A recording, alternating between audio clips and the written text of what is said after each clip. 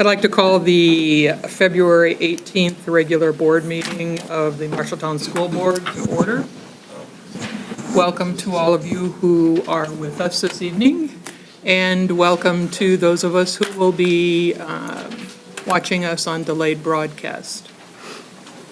Allow me to introduce the board members at the table with me. From my right, we have Ross Harris, Janelle Carter, and Mike Miller. From my left, we have Karina Hernandez, Sean Heitman, and Ben Fletcher. At the center table with me to my right is Paulette Newbold, the board secretary, and to my left is Dr. Theron Schutte, the superintendent of schools, and I'm Bea Niblack. Please read with me the mission statement for the Marshalltown Community School District.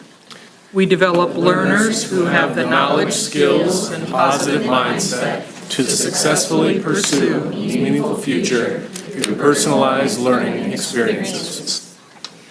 I see many of you have been signing up on the pink sheets. If there is anyone else in the audience that is planning on speaking during public comment, you need to sign up on the pink sheets at the speakers table now.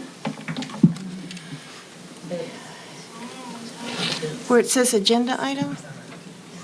Or public comment, whichever.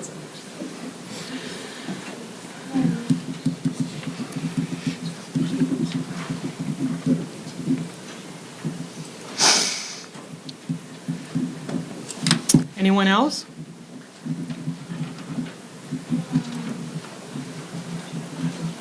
You will be allowed 5 minutes to speak during public comment. Iowa law prohibits discussing specific employees of the district or their job performance, and in accordance with board policy, board members may not respond to your comments in order to comply with open meeting laws. We thank you for your comments. Please stand as you're able and join me in the Pledge of Allegiance.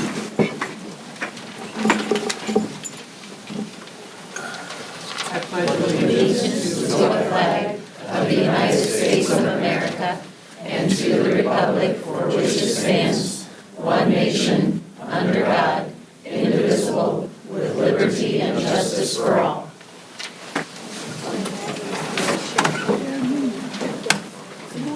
Don't. Still on? Okay, we're good. We'll let you try.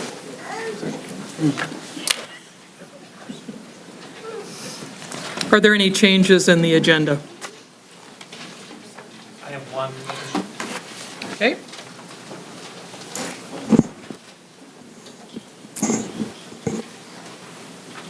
On the personnel consent agenda under the resignations heading, Stacy O'Hare is resigning the head girls basketball coaching position.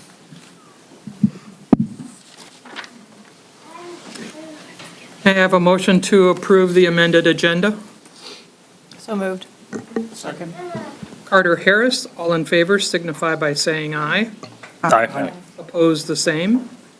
The motion carries 7-0. Mr. Potter.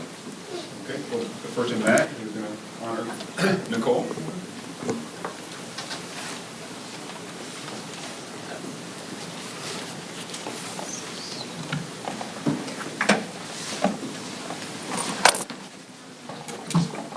We're lucky enough to recognize Nicole Gahn. Nicole recently not only completed a specialty program similar to a master's degree in behavior analytics, but also passed the National Board Certified Behavior Analyst certification. So Nicole has one of the highest capabilities and degrees available for behavior analytics working with kids in our schools.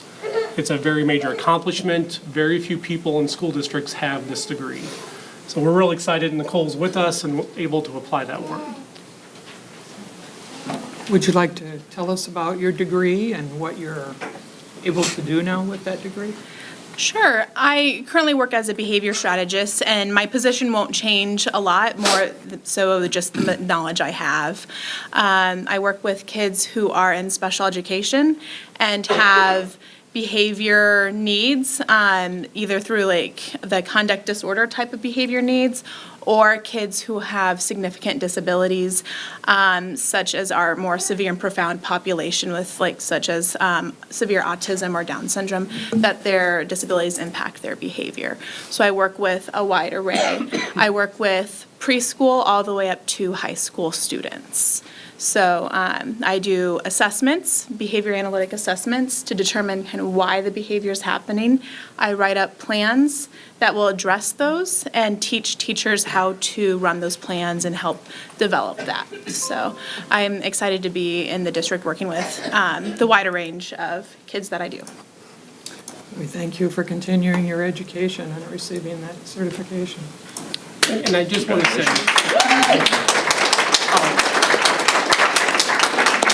Nicole's a prime example of what happens when teachers spend time with us. She started the district 8 years ago as a special education teacher, and then through her skills and knowledge have grown into various positions that have led her to this point. So it's been fantastic working with her over the last 8 years.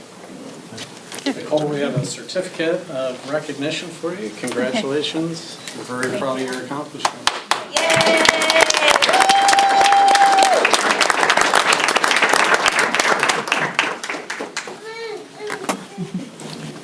Looking at the consent agenda, are there any additions or corrections to the minutes of February 4th,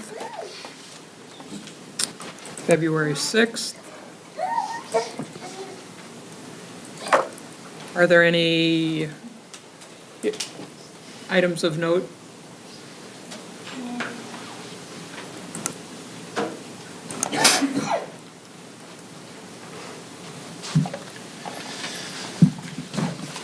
All right, I have two retirements to share with you tonight. First one is Marilyn Scholes.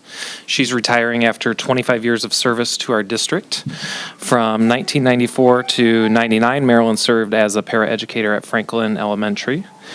From there, she went on to be a literacy tutor at Anson Elementary until 2012.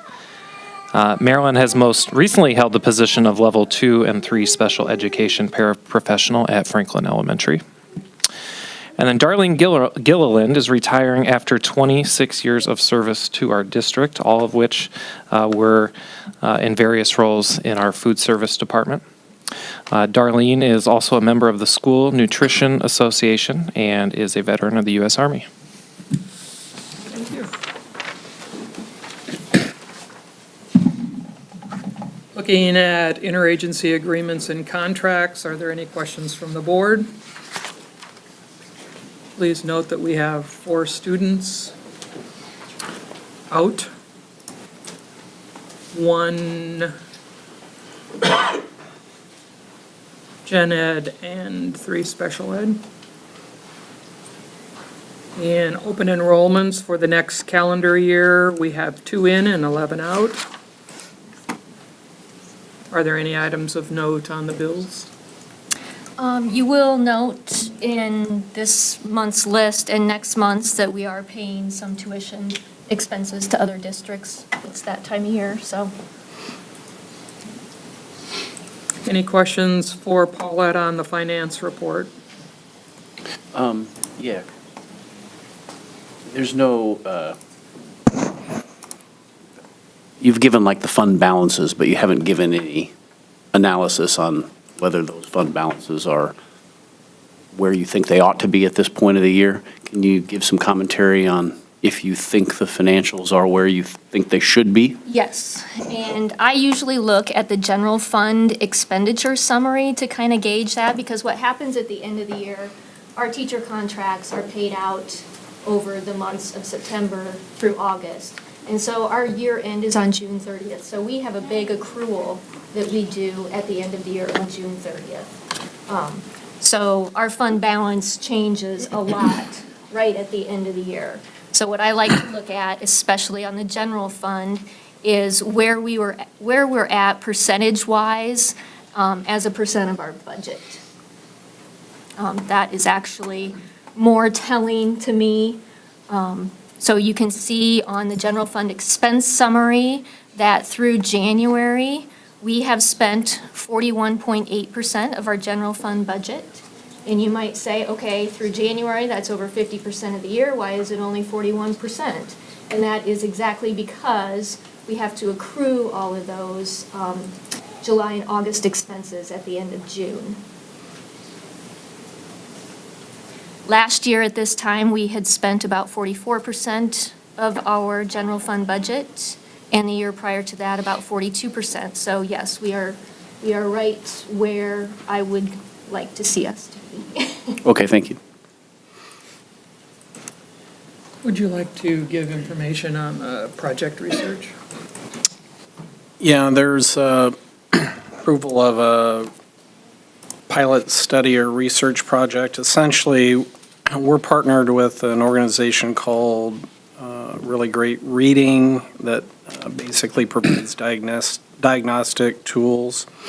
They are asking Marshalltown's participation in a trial survey that would be given to no more than 10 to 15 students at Lenahan. Basically, it's a new tool that would or will be available to us and other districts that use their tools, but they're looking for some rate of reliability to make sure that the levels of difficulty for the assessment are comparable to other tools that they've had available. The data that will be collected will be anonymous in terms of student names, won't be attached to it after the survey, and it's going to be used exclusively for internal purposes within the curriculum team at Really Great Reading in order to make that analysis.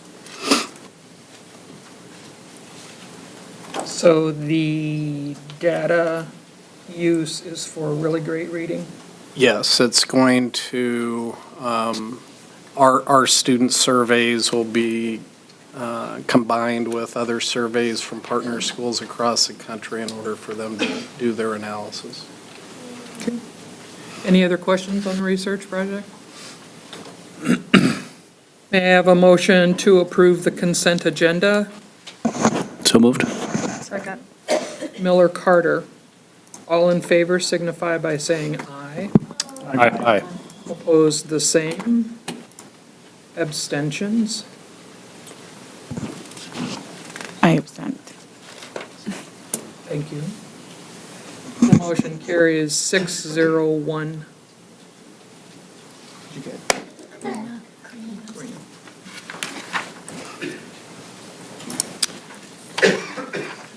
Ross, would you get the sheets, please?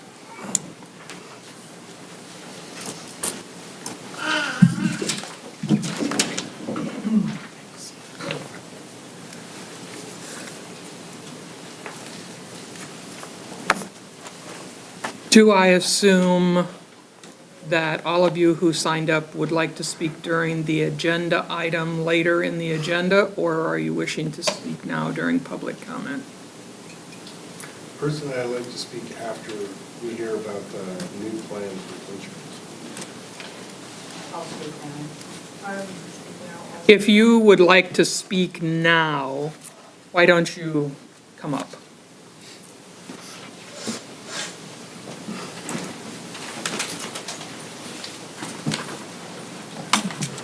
You want to state your name, Rachel? Do I need to? Yeah. Yeah. For the record. Good evening. My name is Rachel Nelson Loopy, and I'm a business teacher at MHS. I am also on the negotiations committee for the Marshalltown Education Association. I'm speaking here tonight to ask our school board to delay acting on the insurance plan changes that have been recommended by a third party. I have been a teacher in this district for 18 years and have been on the negotiations committee for over 10. In all of that time, the district and the teachers have worked together to keep our school system competitive in both pay and insurance benefits. Over the last 40 years, back to when Leroy Lyons was the chief negotiator and who was a mentor to me on the negotiations committee, the teachers often gave way on higher base increases in favor of maintaining our insurance benefits, including the lower deductibles and out-of-pocket maximums. I could go back into my notes over the years and we would be able to see how often the teachers decreased their ask to maintain our insurance in its current design and cost structure. This is the first year that the teachers have not been able to take a truly active role in deciding insurance benefits under the new collective bargaining law. Yes, we were invited to a couple of meetings, but the things that we asked to see have not been produced. For example, we asked to see the costing of a 250, 500 PPO plan and to see the actual premium amounts on the plans that have been proposed. I feel, speaking only for myself, that the teachers and other employees have been relegated to a corner and not consulted. We, the teachers who have been here for many years, are being asked to give up one of the things that encourage us to continue to teach here. I personally moved here 18 years ago away from my family from Western Iowa because of the salary schedule and the amazing insurance benefits offered. If the lack of the teachers being truly consulted on this change is not enough to influence the decision, then grave concern needs to be addressed about the issue that no premium amounts have been presented to the board for consideration as of the special board meeting. I was there, and Mr. Becker admitted that he did not have those costs. He said it would take 2 to 3 weeks to get those premium amounts. Isn't that something that should have been in the forefront of the recommendation? If the board decided to vote for these vast changes without that information, they have no idea how much that decision is going to actually save the district or how much that is going to cost the employees. It's one thing to vote for a plan with all of the relevant information, deductible, out-of-pocket maximum, and most importantly, the monthly premium cost to your employees. We deserve to know how much this change is really going to cost us and you. The district should be able to put an actual dollar figure to the amount that they hope to save by the proposed change. I don't disagree that a change needs to happen to maintain the solvency of this insurance fund, but a change of this magnitude needs to be made with all of the information. To ask a family on the premium $100, $200 plan to take on an additional $3,800 in out-of-pocket maximum for their family with no security of a reduced premium is not in the best interest of the employees. I understand the plan we have is still good, but is good enough? It's not in my classroom and it shouldn't be for your employees. I respectfully ask the board to delay this decision until all the necessary information is known. Thank you.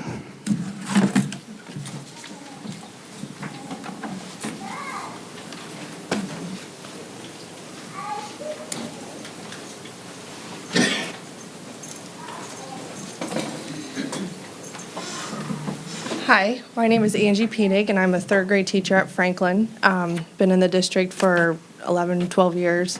My husband is also a teacher in the district, and he would be here tonight, but he's at track practice because he's the head girls track coach. We both feel a great sense of pride teaching and working for this district, and we have always said we would never want to go anywhere else. He made the comment the other night after hearing about this insurance that maybe it is time to start looking. Because as I brought my 3 children tonight because I wanted you to see who this is going to be affecting.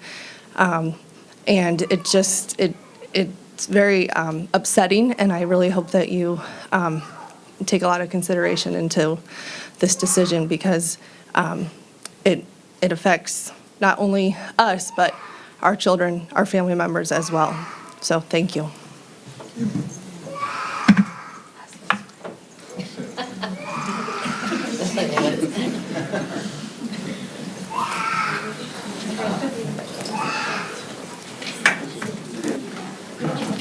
With 7 kids of my own, that's music to my ears back there. My name is Scott Smith. I teach math at the high school, coached for many years, and I'm going to read you an email I had sent. I didn't know if I would be able to come, but luckily the district sub-state basketball game is later than I originally had thought, so I'm glad I could be here. So this was sent to some MEA reps that I was going to have them read, but I'll read it myself. Thank you for your the work you and our MEA reps do to enhance the culture of the Marshalltown Community School District. Your commitment to represent those of us who interact on a daily basis with the heart and soul of this profession, the awesome students of this community, helps to provide an environment that reminds us of the reason we chose to teach in the first place, an opportunity to influence the next generation, to grow in skills and confidence, and in so doing, use their experiences to ultimately become citizens that serve for a cause greater than themselves. As you know, this is a task that can be overwhelming at times and always exhausting, but the daily commitment I have seen from educators in this district to deliver their best each and every day is second to none. And that's why I feel it's so important to continue to provide benefits that would be consistent with this mission. There is no dollar amount that can be placed on peace of mind or personal value given to employees of any organization. In this era of data analysis, we all have to remember we're dealing with human beings with real issues and struggles, and providing that support through this type of benefit is immeasurable. In essence, I think it would be extremely detrimental to the overall morale of the staff of this great district to take away something that for so many years has communicated, we have your back. In so doing, the very underpinnings of a district committed to excellence would be compromised. To go a little off script to that, I've taught in this district for 25 years. It's been a great experience. The first 4 years I taught in a local district, which was an excellent district as well. But then in the spring of '94, a man by the name of Rich Roselle, who was a great mentor to me, recruited me to this district. He told me it would be a great challenge. He told me that you'd have to really work hard. You'd always have to keep the students' best interests in mind. But he said it'd be very rewarding, and he wasn't talking about monetary rewards, but that I could make a difference. And that inspired me to come to Marshalltown. But what really was a game changer for me is this. Having started a family, and God has blessed us with 7 kids through the years. We were just starting our family at the time. He showed me the salary schedule, which we were rewarded greatly for furthering our education and trying to become better educators, get in a master's program, and it's paid off. But the other thing was the insurance was ultimately what I saw compared to districts in this state and in this country, one of the best in the country. And I just think to take that away would be really a great disservice. I can even testify a few years later when my oldest son, Tony, had a congenital, we found out he had a congenital birth defect, and there we were at Mayo Clinic. He was to have surgery on his brain, his spinal cord, and my wife and I were praying over him. Just the fact that we had everything covered and we had poured our energy into taking care of our son, that's immeasurable. There's no monetary value you can put on that. So we benefited from that through the years. Ultimately, it was a game changer for me and why I came to Marshalltown. And as has been stated, I just think you could ultimately lose some quality employees to this district if that option is not continued, or lose some potential quality employees of this district. So thank you for your time.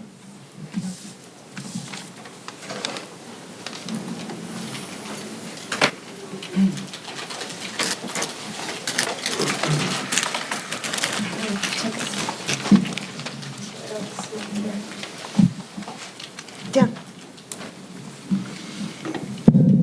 Hi, my name is Dee Murphy. I'm an employee of Marshalltown at Woodbury, the dual language school, which I'm very proud of. I'm also an MEA member. I came to this, when I had to move to Iowa, I was coming from the big city in Texas. I've always worked in the big city. And while I knew I was going to get a decrease in my salary, I knew that it was the insurance was comparable or the same to what I was able to manage in the bigger cities. So it didn't matter to me because my health is just as important as the money I get, on a day-to-day. I can manage what my rent is and all things. But healthcare, that's the scary thing. Those are the things that you don't know what's coming down. As healthy as you try to be, as well as you take care of yourself, those are the things that we need to protect ourselves from. And the insurance here is comparable to what you can get in other places. Now, when I saw what the proposal was for some of the insurance coming up, it really saddened me, so I went and took a look at some other places around here in Iowa and also back in the big city, and it was enormously different. I mean, it was enormous, the amount of money that you were going to ask us to pay for our well-being, for our peace of mind, compared to other places. And that really, I questioned that enormously, that why were we not looking at other plans that maybe be in between. I really appreciate the fact that you want to be good stewards of our money. That's something that all boards and communities need to do. But at the same time, do we have all the information needed? I was especially appalled at the numbers that were done for the prescription drugs. Many of us take prescription drugs. I took one prescription drug off my shelf and looked at it, and one that I know in particular, and I said to myself, in 2013, this prescription drug should have gone to be a generic. It is not my fault that it did not become a generic. It is the pharmaceuticals company that it did not become a generic. That same prescription drug should have gone to be a generic again December of this past year. Again, the insurance company got another waiver to not put that medication. And this is just one medication. And I know for a fact that there are many of us that are on many prescriptions that it is not that a lack of a conversation with a medical professional. It is because that is how insurance and drug companies and the medical profession have designed the way that they treat us in our health care. And again, I'm going back. I love Marshalltown. I love the fact that you have a gem here with your dual language program. I'm bilingual. This was the first place I wanted to be. I was totally shocked that you had a bilingual program in the middle of Iowa, which I think is glorious. It's something that you need to be shining out. It's a bright star. You need to be more outspoken about it.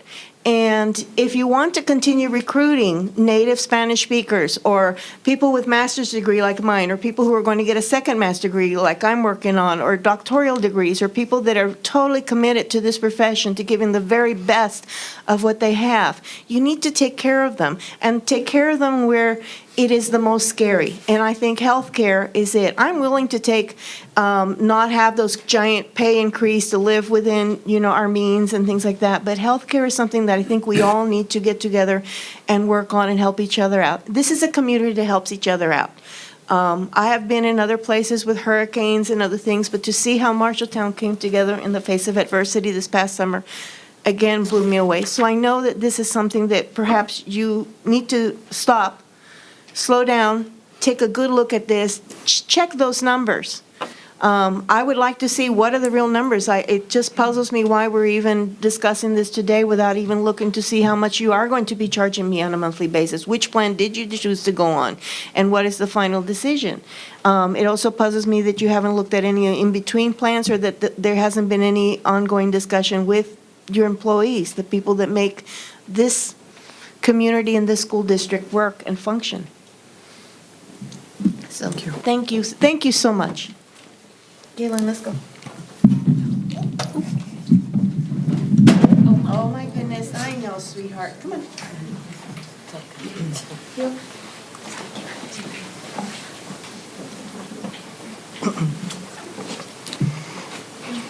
Good evening. My name is Rafael Martinez. I'm one of the physical education teachers at the high school. And I'm here to share a little bit about our story, my family's story, to be specific about how the premium plan that the board is considering to eliminate affects families like mine that have a life-threatening condition for one of its members. My youngest son, Pablo, who is 3.5 years old, was diagnosed with leukemia about 1.5 years ago. And we were very fortunate that we had this plan because it's provided the care that my son needs on a daily basis. Every transfusion, every treatment, the fact that we had to go to Iowa City to receive dialysis was taken care of, was covered, and so it gave us that peace of mind that is so important, especially in a situation like this. We have the fear that eliminating this plan might affect the care.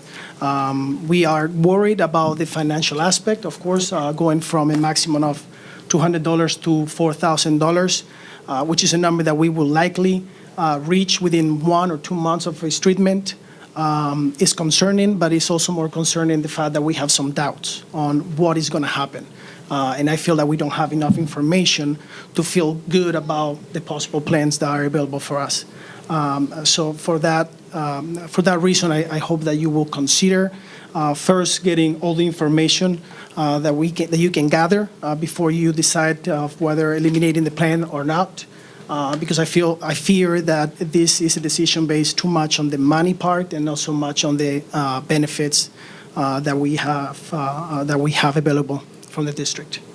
Thank you. Thank you.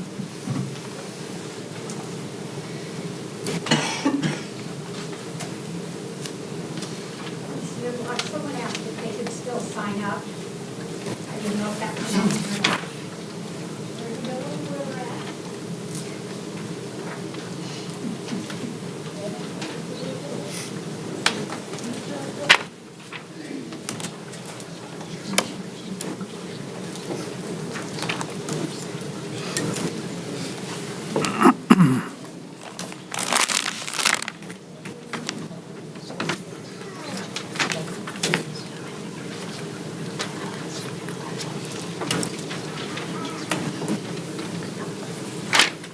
Are you wanting to speak now or later with the agenda? Okay. Sure.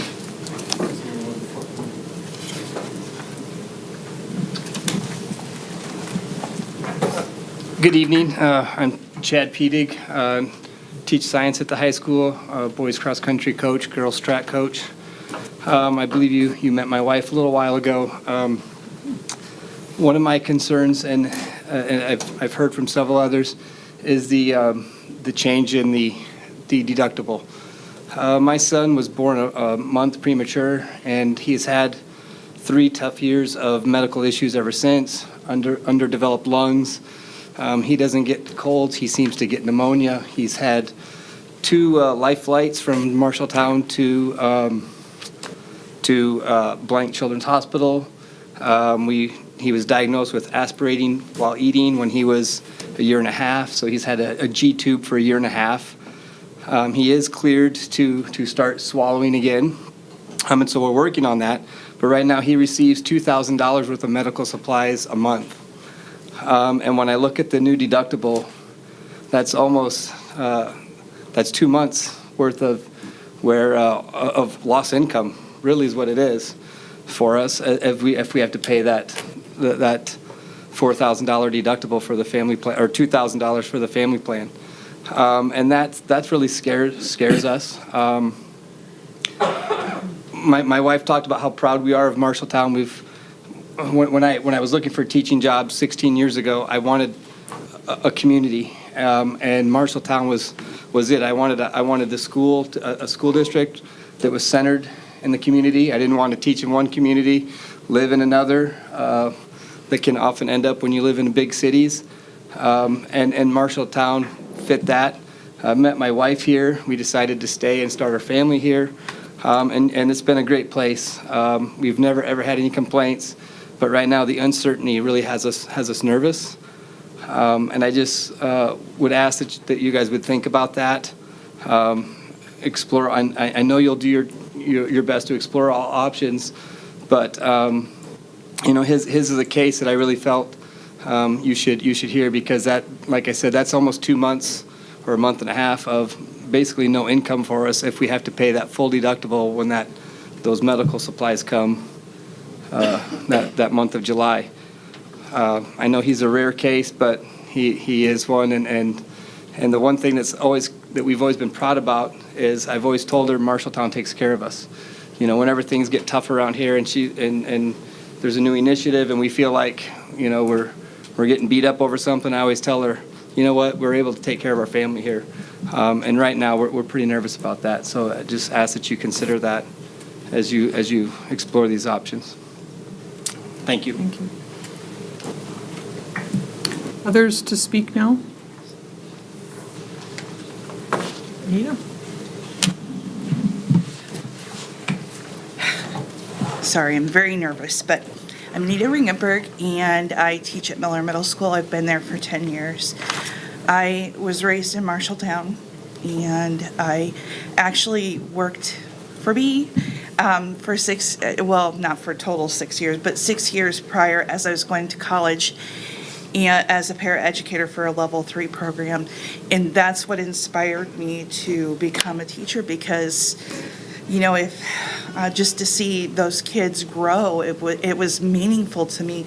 And even though there's not a lot of money in education, there's a lot more internal benefits for me to see the kids grow.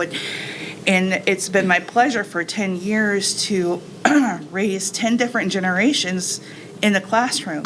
And I see my students, working, and they come up and they recognize you, and there's a lot of pride for that. I've had a son graduate from Marshalltown, and the work that they did with him, because he was a troubled student, which is why he went to Marshalltown. And we've taken, advantage of the plan for a family. And with my children, I was divorced, so their father had to carry insurance on them. But, as well as I do, kids get hurt a lot, they get sick, so we carried a second insurance, which is the insurance that we still carry. I met my husband, we've been together 15 years. When he was 16, he fell asleep and hit a bridge and totaled his car. I always call him the $2 million man because that's what it took to keep him alive. Unfortunately, my husband is almost 10 years younger than I am, but his body is much older than it should be. And he's probably on about 15 medications daily. And he is diabetic, and he has neuropathy in his feet, partially because his leg was almost amputated and reattached. And unfortunately, with his neuropathy of his feet, that's twice as bad in the one that was almost completely amputated. And so when he has an ulcer, it sometimes causes him to miss weeks worth of work until he can heal completely, which is a loss of income because he works for a car lot in Newton. And his medication, my concern, I was here last time, and my concern was, I know that the gentleman talked a little bit about, teachers don't, if they're offered generic, they don't necessarily take generic. We always do. I mean, I'm a teacher. If I can save $1, I'm going to save $1, on my medication.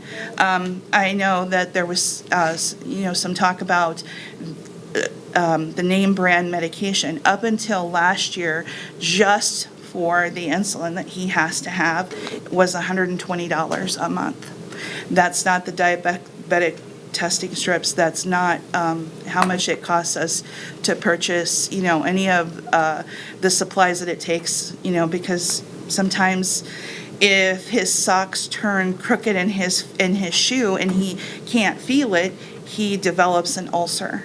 And he is off his feet sometimes for weeks, and it has been this whole week because all of his skin peeled off the bottom of his foot. And I know that's gross to hear, but it affects our family. That affects our family. And the only way that I can justify, having the additional expense of doubling my out-of-pocket, if something bad should happen, not just diabetes, but something bad should happen to my husband, how do I justify that? Do I get a second job and work? I mean, does that take away not only from taking care of him, seeing my children, taking care of my children at school?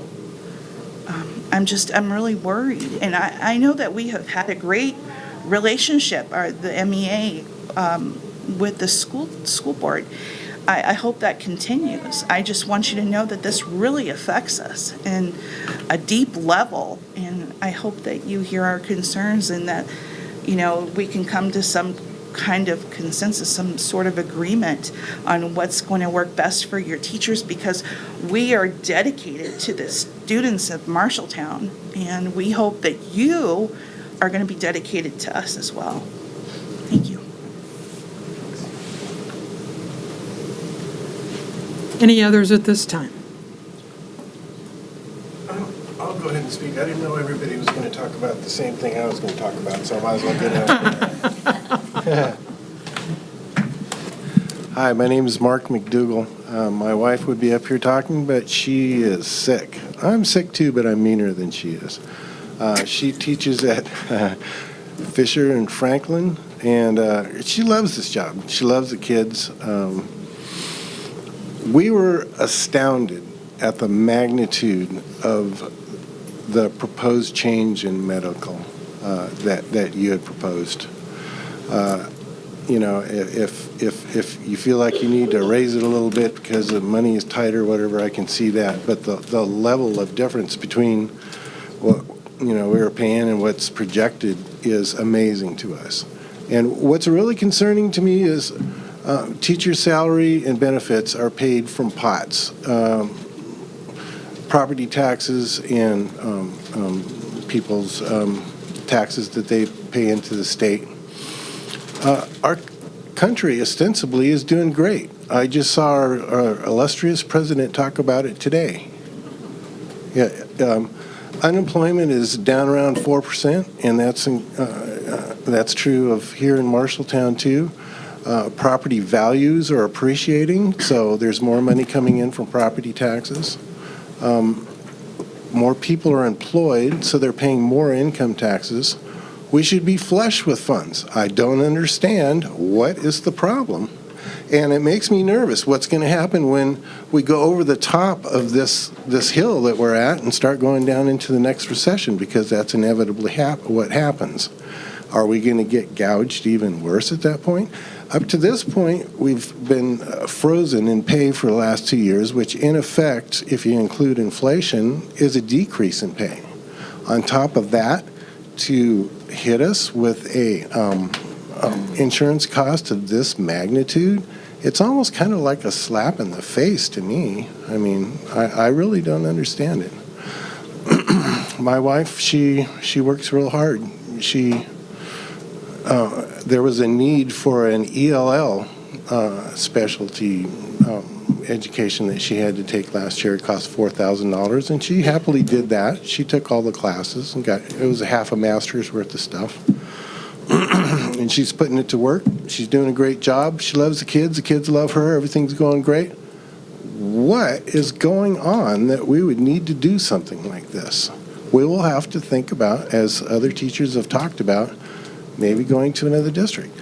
And we don't have stories like, oh my God, these people are breaking my heart over here. The people with real, I mean, ours isn't that bad. We don't have a bunch of kids, and we don't have a bunch of really bad medical problems. But this is going to cut into our situation for sure. But these people, I mean, I don't understand it. I know you can't respond. What I really wanted to do was ask a question. What is the problem that the financial situation that we're in, that we would have to take that draconian of a step? That's really all I have to say. Thank you.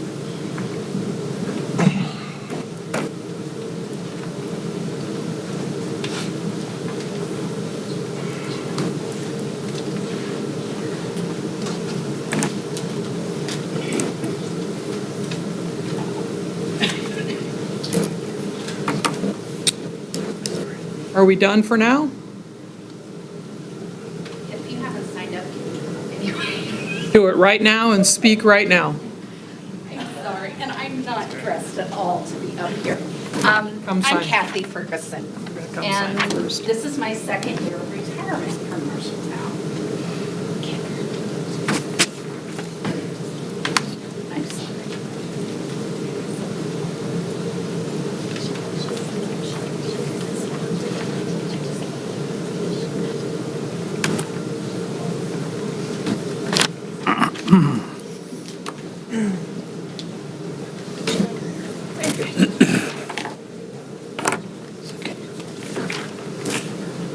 I'm kind of speaking from the other side. I spent 32 years teaching in Marshalltown, and right now I'm subbing. In fact, I came in today without pay because I'm doing a long-term sub, and I needed to learn how to do this assessment that's coming up on computers. And any of you that were here when I was teaching and came to these presentations knows I hate computers. They scare me to death. And I definitely want the kids to do the best they can, so I came in. But as an outsider, and I can only speak for Franklin because that's the only building I'm subbing in, these teachers are putting in so much time above and beyond. The initiatives, the behavior problems that they face every single day are unimaginable. And I really would encourage you guys to come into the buildings and see what's going on. They are working hard. They are working so hard. They have spent, in the elementary level, they've given up a semester of planning time to get ready for the CLM model, only to find out that it's now going away. And so now they're starting over with a whole new curriculum. And those new curriculums take hours to become proficient at. And you have a staff that gives 100% and more. They are there at night. They are there on weekends. We don't get rich being teachers. But this benefit is a huge benefit. That's the one thing I had when I did early retirement. And I love subbing because I love teaching. It has been my life, and I absolutely love it. And with subbing, I can go in and do it and walk out.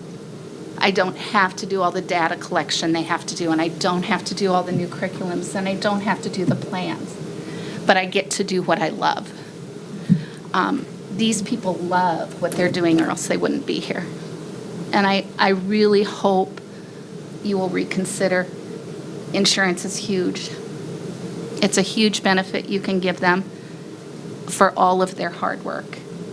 And I don't think there's one of them here that doesn't understand that you guys are really, I mean, it's a tough decision. It's a tough call.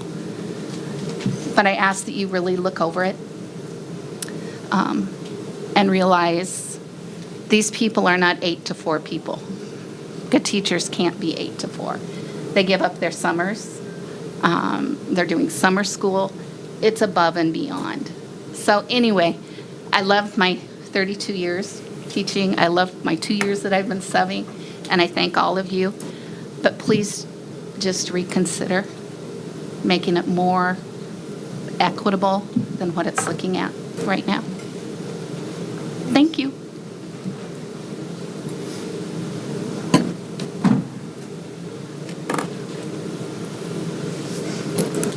Nothing else?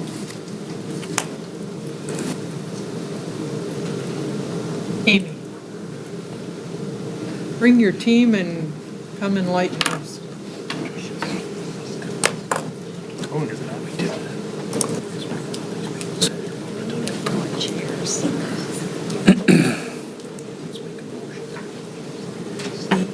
There, Amy, there's one over against the wall you can get.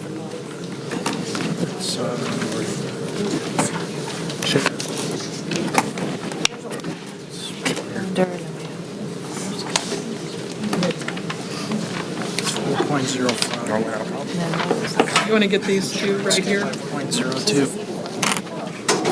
Can you get those? Good.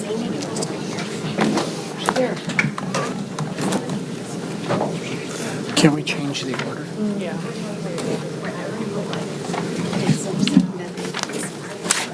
Well, I'll sit down then. I'm not afraid of a chair.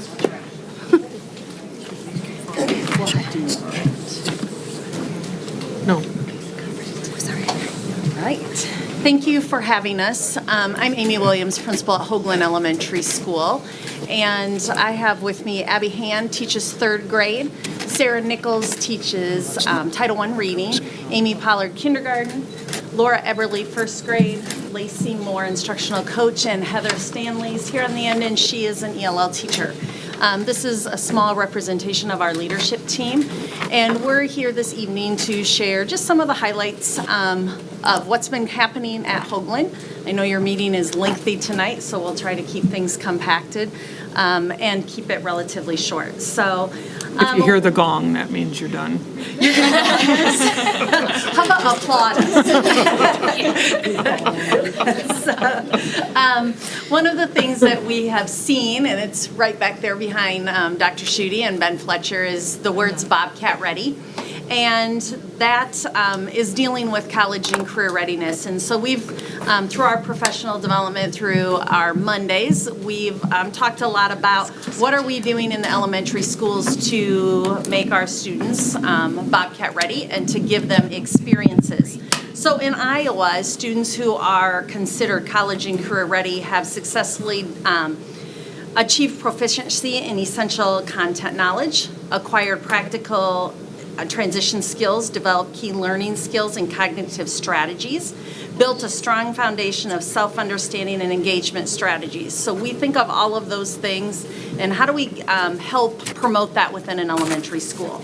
So as we continue to learn more about being college and career ready and Bobcat ready, we thought we would share with you some of the connections we try to make and to promote at Hoagland Elementary students with our young children. So who's our first? So one of the ways that we do that is through the Garden Club. The Garden Club is career and college readiness because it engages students in activities that reveal connections among school-based instruction and the world of work. It introduces them to agriculture and horticulture a bit, and it also teaches them responsibility as they're growing the things in the garden. We started the Garden Club about 5 years ago. One of our teachers and her husband built 4 to 5 raised beds in the backyard of Hoagland, and then we added 3 to 4 more. So we have about 7 to 8 of them back there. And every spring, each class comes out and they get to plant their own vegetable or fruit, each little plot of land, that's right. So that's fun. They like coming in. Everyone gets to put their hands in the dirt and get dirty and do that. And then throughout the summer and the fall, they're invited back to come in and harvest all of their hard work. So there's strawberries that grow along the edge of the school, and then corn and green beans and stuff like that. So that's really fun, and they get to see actually how, things grow and where it comes from, not just the store, but from where it comes from. And I personally have learned some gardening tips too while I've been out there, so that's been kind of neat for me. And then we also partner with ISU. They come during the summer and they do an extension activity with the kids once a week out there. So it's just a neat time for them to experience some responsibility and learn a little bit about, agriculture.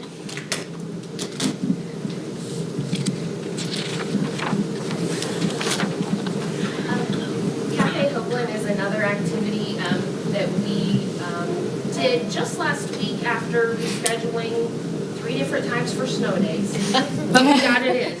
So we set it up for the morning where parents or a grandparent or an adult could come to Hoagland and read with their child, and every child got a free book.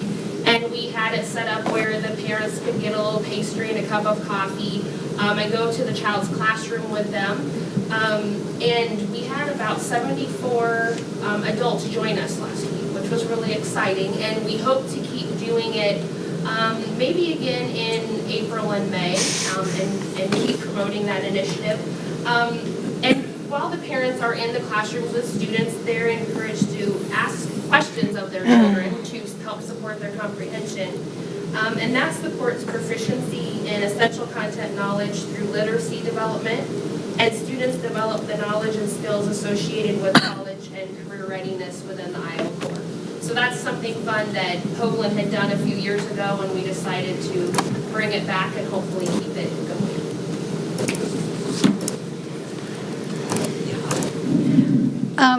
We have a lot of high school helpers that come to Hoagland. It's kind of a win-win for both Hoagland and the high school with the proximity to MHS.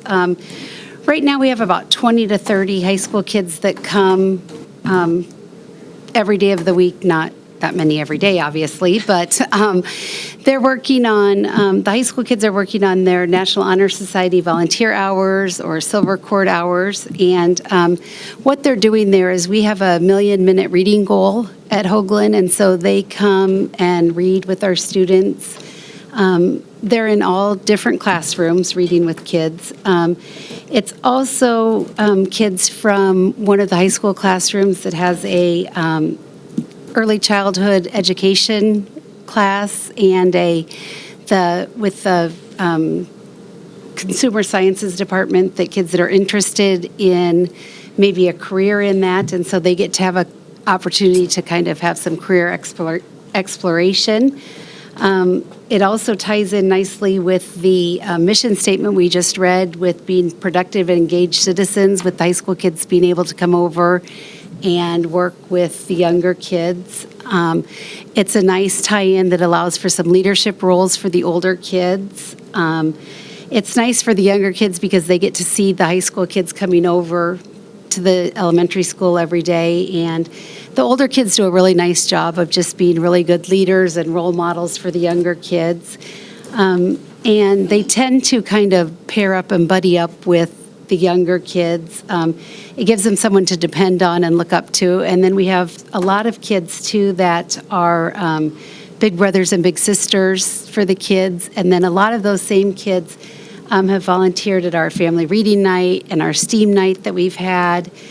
They come over for lunch on the lawn and different things like that we have at our building just to build relationships with the kids that we have in our building.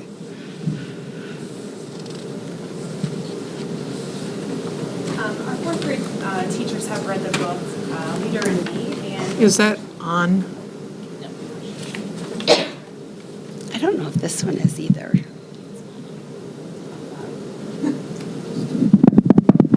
That one is. There it is. I can see the other one. I think it's the other one, maybe. I don't know if this one was either. Thank you, Josh.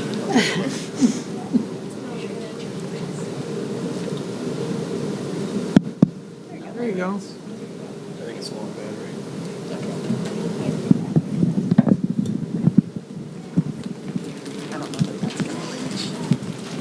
Yeah. Musical chairs. You knew you were going to get one of those chairs eventually anyway, didn't you? Okay, our fourth grade teachers read the book Leader in Me and have developed and focused on the 7 habits of highly effective people, and have developed leadership roles within their classrooms, and the students have the opportunity to fill out applications and apply for these leadership positions, and they have set these up within their classroom and also throughout the building. Some of the building ones that they have is morning greeters, where they greet the students as they come to school and kind of remind them where they need to go.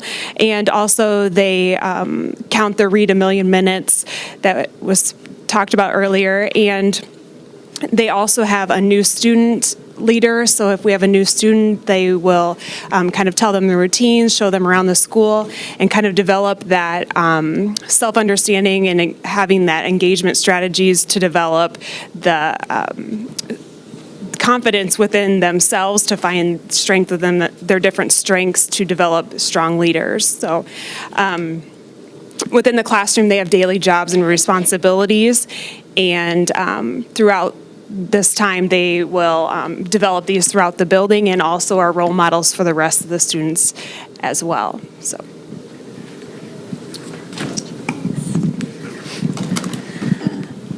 For 11 years now, Hoagland has participated in a holiday caring project. We've helped out at the House of Compassion, Animal Rescue League, Police Department, and this past year we did the House of Compassion. So kids were encouraged to bring bathroom supplies, canned goods, and we often make it a competition to see which classroom can bring the most in. And at the end of the week, we had quite a bit of things to deliver to House of Compassion, which really helps them. The students are able to navigate a personal, civic, and social responsibilities to engage in local, national, and global contexts. And in this way, they are Bobcat ready.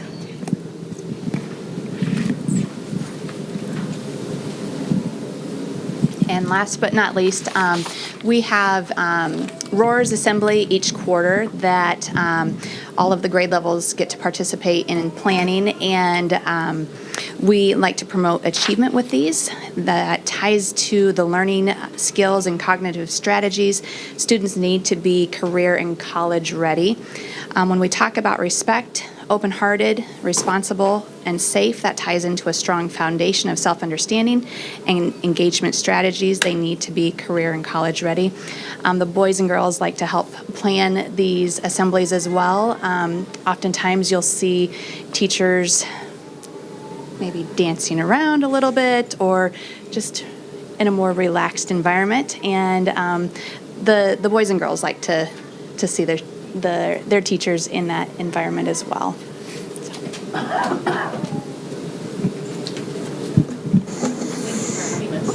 I have a question. Yes, B. Didn't you all think that this would happen? I told them you weren't going to be here. Wishful thinking.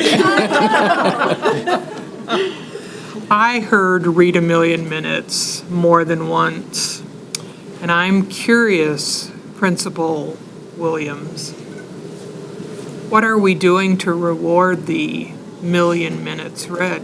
Are you going to be in a dunk tank? Amy's going to shave her head. Shave her head. No, still no. But maybe Dr. Schutte. They don't need a reward. They just enjoy it so much. Sure. Yeah. We actually, You get to a million minutes by tomorrow if there was going to be a shave the head. yeah, exactly. We actually have an upcoming event coming up. It's just a mystery popcorn party. And the kids are asked to return these bookmarks every week. And those who return it on Friday, and we don't know which Friday that will be, a mystery Friday, will get to partake in a little bit of a popcorn party, and those who didn't return it will spend that time actually reading, and then those minutes are still counted towards the million-minute reading goal. We've had to shift our focus a little bit because we really wanted to promote reading outside of school, and just discovered we will never, ever even come close to making the goal if we don't have some times in the school day that we say, yes, these will count. So when our high school helpers come in, all of those minutes can be recorded for Read a Million Minutes. Once a month, we've had, help me with one of our themes. We had M&Ms. What was the? Roll. Get hooked on reading. So then they had a candy a cane. 20 to 25-minute block in the day where they had a candy cane. And We had roll with reading, and we had Tootsie Rolls. Yes. What was the M&M one? The M&M one. It was good too. We had a Phrase. clever ideas. Yeah, So we try to everyone's do had that a on cute that, too. little. Yeah. That's as painless as it's gonna get. It's fun. Any other comments or questions from the board? Nice. We could Thank have you. book it with the board, and you all could come and read with them. I just thought of that off the top of my head. Any takers? No, I'm shaking. All right, thank you, guys. Thank you. These ideas just come to me.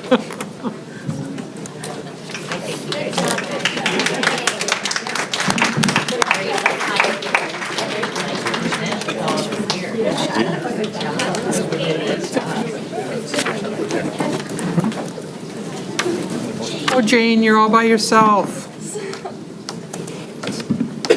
Why don't you use the one that's laying there? It's better.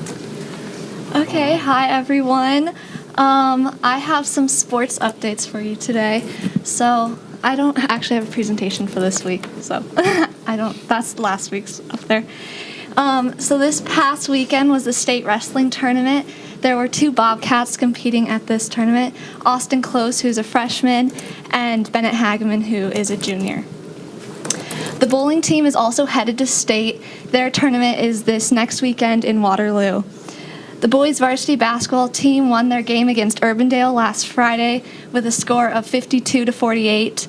This was also senior night, so the senior boys and girls basketball players, the senior cheerleaders, and the senior dance team members were all recognized at the game. And they are also playing Mason City tonight at 7 p.m. in the Roundhouse. This is the sub-state first round game, so all of you can head there after the meeting. The winner of this game will advance to play Des Moines North next Friday. This week at school, MHS has a different schedule. We have 2-hour-long homerooms, Tuesday, Wednesday, and Thursday.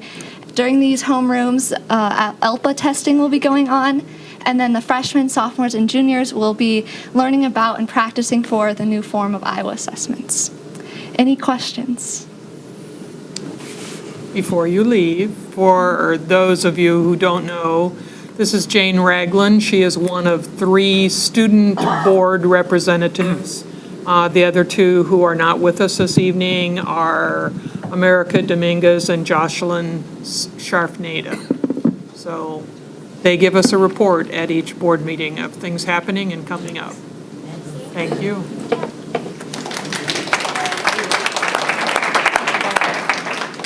Tell you that we Hear what? That? No, we can't hear No, you. you need to use your mic.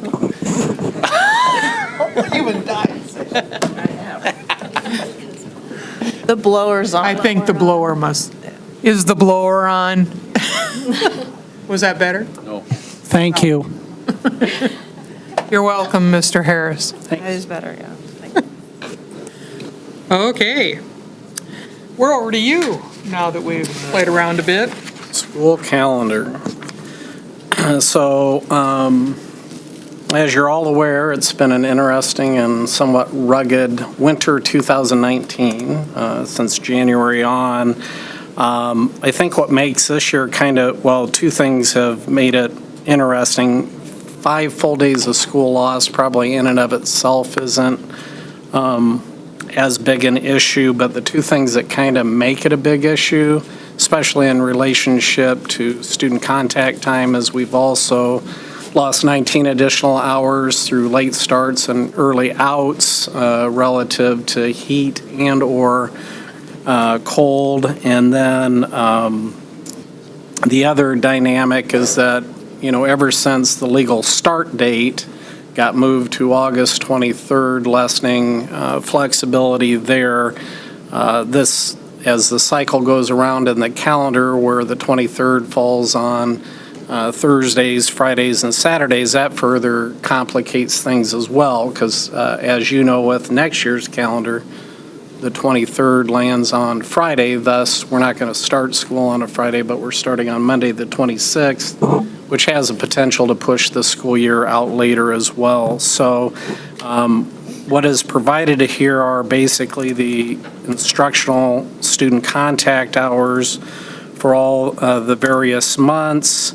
When we add parent-teacher conference time to that, you see that we're at about 1,144 total contact hours. We subtract away 8, which is attributed to the early releases at the high school first semester tests, first and second semester. And we use the high school because they have the fewest student contact hours, which is what's required by law to count the building and or level that has the fewest instructional hours.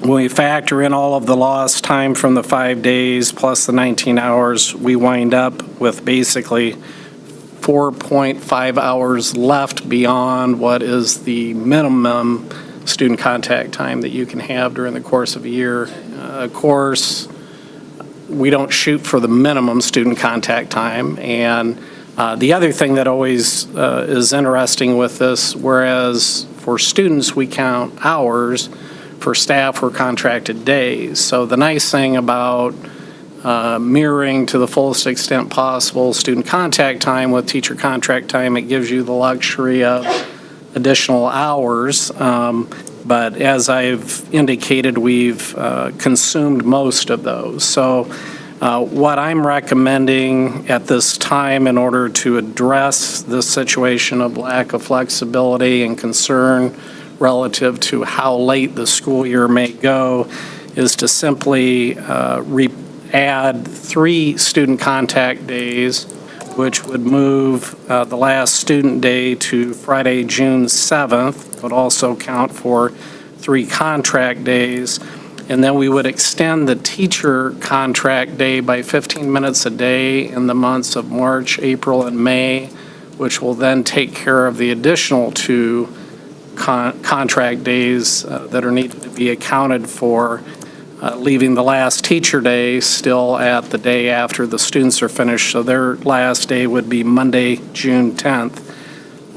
My hopes, knowing that there's still a bit of winter yet to be experienced, is that by gaining 3 days back of student instructional contact time, we'll have the flexibility to hopefully best ensure that students won't be in school beyond Friday, June 7th. And with the teachers, we would hope not to extend the year beyond Tuesday, June 11th if we need to, which would mean 2 professional development and or work time days, similar to what we've had at least once before since I've been here. One of the things that we can also, it gives us opportunity to not worry as much about if we have more early outs, late starts, or even if we need to forgive any more full days. It gives us at least some latitude with that as far as the teacher contract time. We have the possibility of extending another day if need be, or the other thing that we've got some ideas in terms of how we could help create meaningful and engaging experiences for teachers, for example, to document a day or two outside of the contract without having to extend the year as well, if we need to go there. As far as the students are concerned, we could also consider down the road, if we experience more adverse weather, lengthening their school day, but at this time, we're not recommending that. So Questions for essentially, it would be adding back 3 of the 5 lost student days, and which would also be staff contract days, and then agreeing to the provision of extending the teacher contract day by 15 minutes for the months of March, April, and May. For most staff, that would be at the end of the day. For people that have other responsibilities related to district service, whether it be coaches, sponsors, it can be worked out for that to be before school time as well. And there may be some unique situations that it presents, and I trust that the principals can work with their staff to determine what needs to happen there.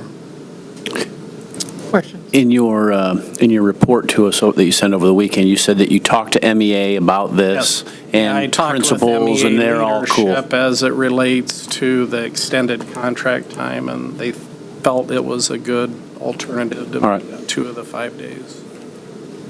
And you also said it would be Monday through Thursday, not a Monday through Friday. Correct. Yeah, Monday through Thursdays.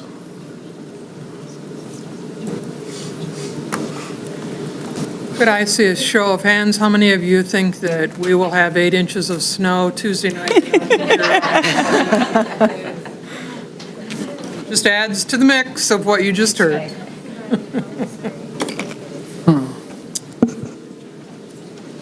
Jackie? Thought maybe we were going to have to come out in the hall and get you. Not sure what action we were supposed to take there. Good evening.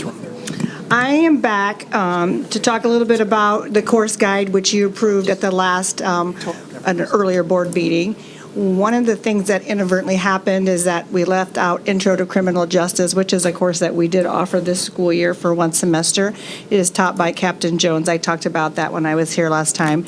And so students were going through the course guide asking where it was, and I was like, wow, that was a really bad mistake, even though we had multiple eyes on that. So we do need to get that back in there. The second thing is, with the new Iowa state assessment and the way the results will roll out, our students' proficiency to participate in Senior Year Plus is being determined by their previous scores. So as our sophomores, for example, become juniors, their scores as 9th graders will be used to determine if they can take a dual credit course. And so even our current juniors going into their senior year, some of them were not able to take dual credit courses because of their 10th grade scores, so they're being held back longer because their junior scores will not be available soon enough for us to place them in a dual credit class and give them that opportunity. So we had talked about this before, and we've talked about it extensively with Dr. Stevenson, and are asking for the opportunity to provide an alternate form of assessment to show proficiency. So we're asking that a student can use their ACT score, which is a standardized score, in alignment with MCC's AccuPlacer. This cut score would be 18 on each of the core areas, not a cut score, not a composite score of 18, but an 18 in each of reading, math, or science. So they can use that to demonstrate any area of non-proficiency. The other one is the AccuPlacer, which is given multiple times during the year, especially if you're taking courses like pre-calculus, calculus, and Comp 1 or 2. You're required to take the AccuPlacer and hit a minimum cut score of 250 on those.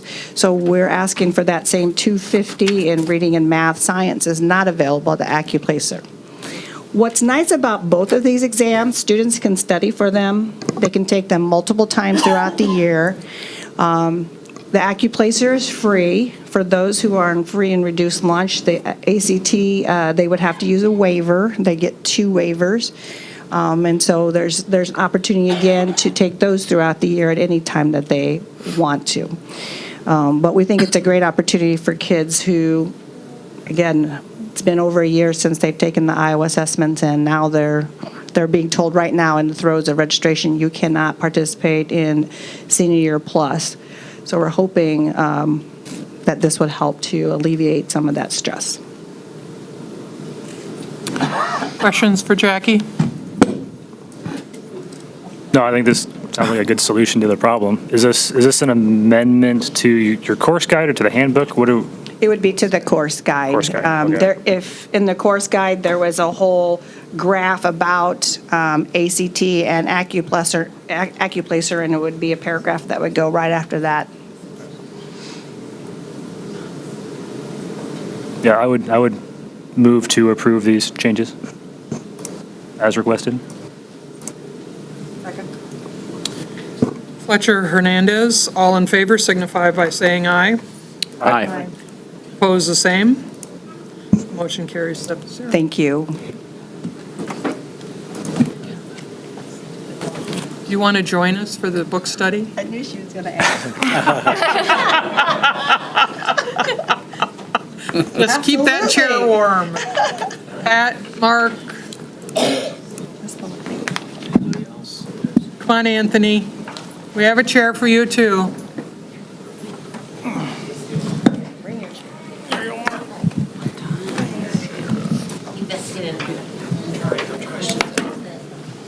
Were you trying to get away quickly? Is that what? I saw that and I thought. She was looking forward to the opportunity.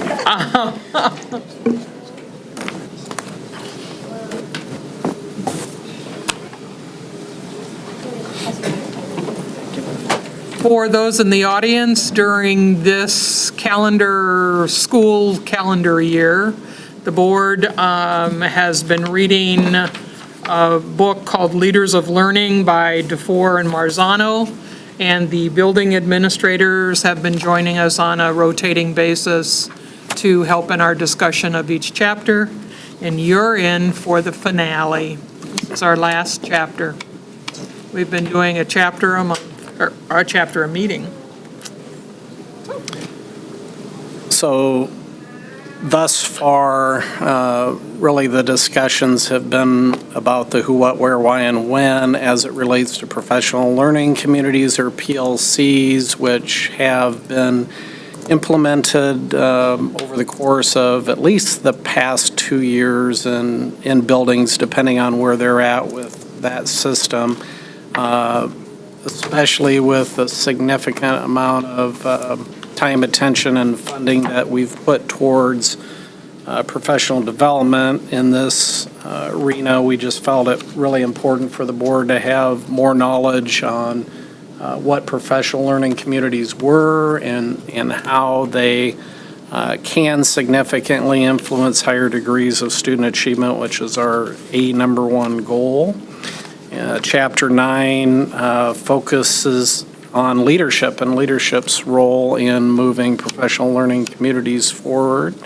So our administrators have been on a rotating schedule for being able to come before the board and share their insights and learnings about PLCs, as well as respond to some questions or comments that the board has along the way. So with that, I'll turn it over to any and all of the above to that might have some comments about what they've read or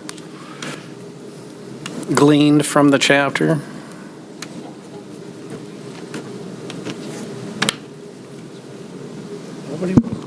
I mean, this chapter seemed to be less about PLC specifically and more about leadership generally and how it's necessary to really do anything, but I guess in the context of this PLCs and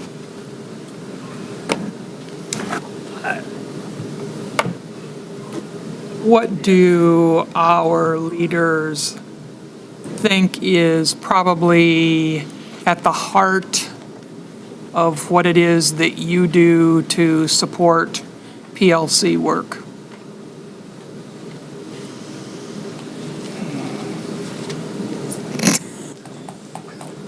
That was not a hard one.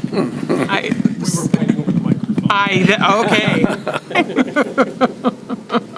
Well, to begin with, I did not know that many of my staff members are going to be here, so it's going to be a little tough for me.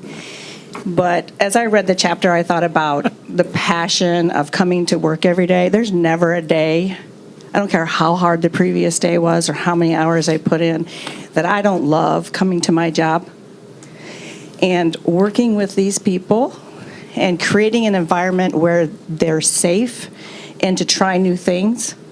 And I think that's a big part of what PLCs are, is to tear down your guard, to trust your colleagues, and to go out there and say, I guess maybe I'm not doing something that's so great. What are you doing that I should do differently in my classroom? And go and try it, even though you have no clue if it's going to work for you, even though it worked for your partner, your colleague. So these teachers do amazing things every day, and there's some things that they cannot control, but what they can control, and that's one of the quotes in the book, then they have to confront it with the brutal facts and get down and get busy and do the work.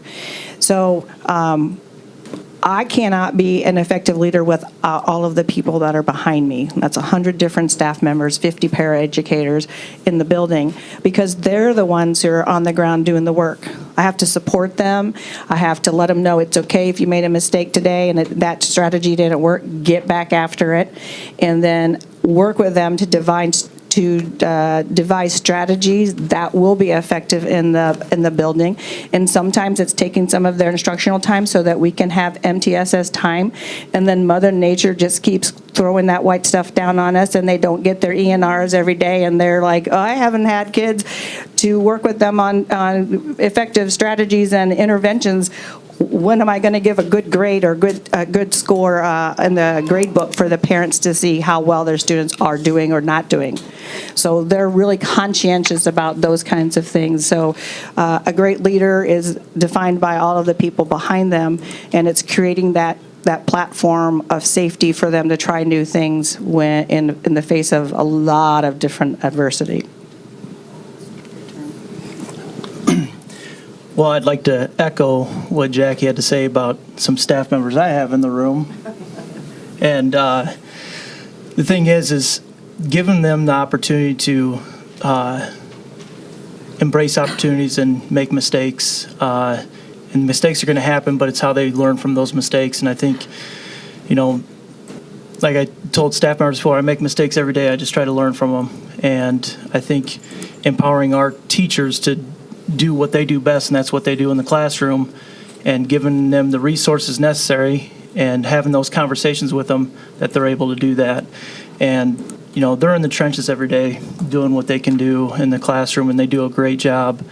And that makes my job, like Jackie said, she has fun every day. I have fun every day. And then I read a quote in there that the leader's mood is contagious. And I know sometimes, as these teachers can attest behind me, that it can get frustrating at times, but we just got to keep that positive outlook, and hopefully I can learn from that and keep that positive outlook every day. Thank you. I had actually opened up to the same part that Pat mentioned, having our mood and attitudes being contagious. I think that goes a long way.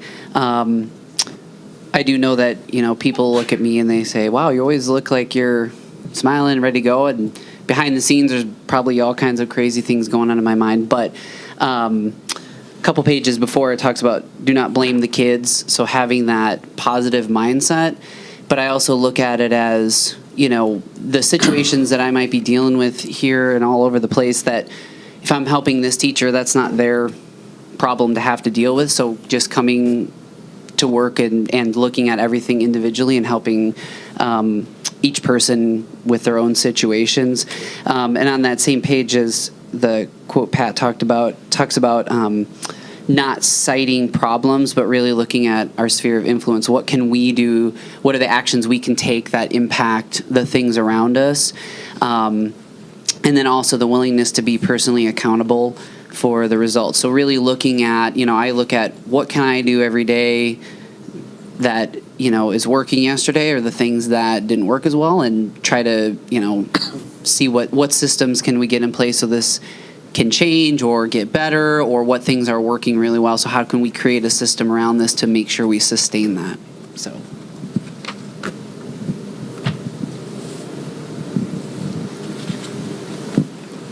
I was just going to add, as I was looking through the book, and I'm referring to page 204, it talks about effective empowerment, meaning that we set parameters and we set expectations, and then we allow people to create within those expectations.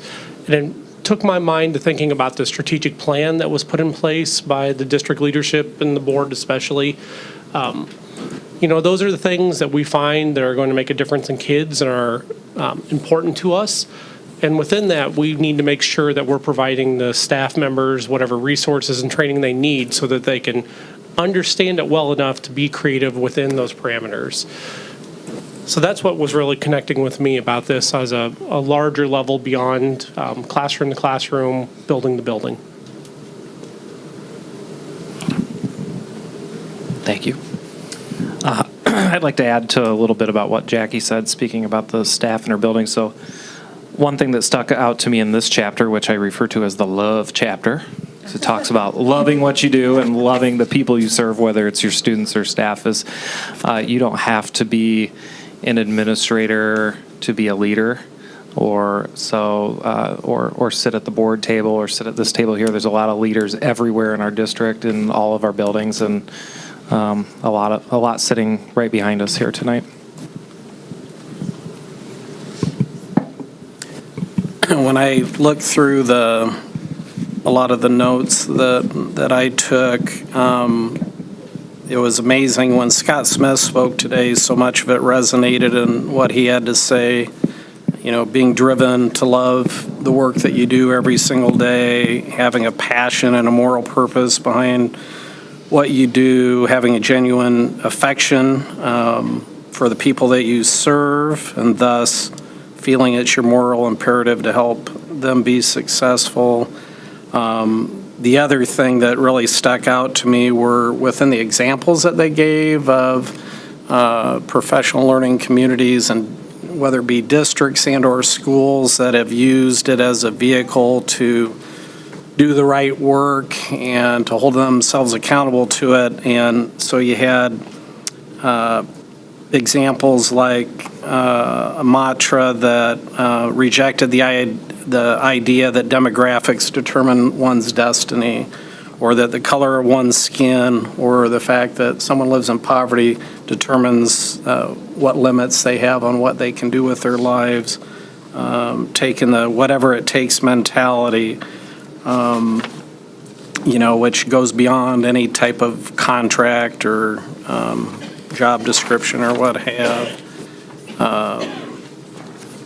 Making sure that everybody, which the board has set a great example with these book studies that we've done each of the 3 years that I've been here, to be lifelong learners, that there's always more to learn and better ways to do things, and being willing to look at the things that aren't going well and talk productively about how we can make improvements, and as this board has often stated, taking the time to celebrate and recognize the things that the district and buildings and people do really well, which I think we've made some really good inroads there as well. It's really about developing collaborative cultures, and as Jackie mentioned, about developing levels of trust and respect for one another so that you can have difficult conversations, comparing notes, comparing data, a willingness to know that none of us are perfect, and to learn from one another, as well as being able to reach out and take a look at what's working in other places in similar circumstances to try to see day to day how we can get a little bit better and do a little bit better for our kids. Other comments? So without belaboring this book too long tonight with the audience that we have here, can you give me like one example of how you do share those changes? Because you've got all these, I mean, I think the key to this whole thing at the end here is it was kind of the love chapter, but it was also the tough part because you've got to circle back and figure out what's working and what's not, and then communicating all of that to everybody. So how does that work? That's the tough part for you guys as principals. So maybe you in it one example, and then we'll move on.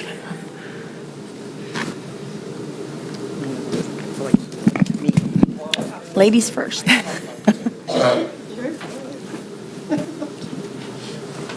Well, the one example I can give recently with the district picture is we've been spending a lot of time this year learning about social emotional development. And we're using new tools this year to do surveys, kindergarten through 8th grade, to get a better picture about the social emotional development of our kids. Something I'm able to do is take that district-wide data and break it down into what does it look like for kids at different grade levels, different buildings, and share that out with staff members with some things to think about so that it helps them facilitate the effectiveness of their conversation. Just because it takes hours to break the data down and that's not the best use of their time, that's a good use of my time to give them the tools they need to facilitate that. Good example. Thank you.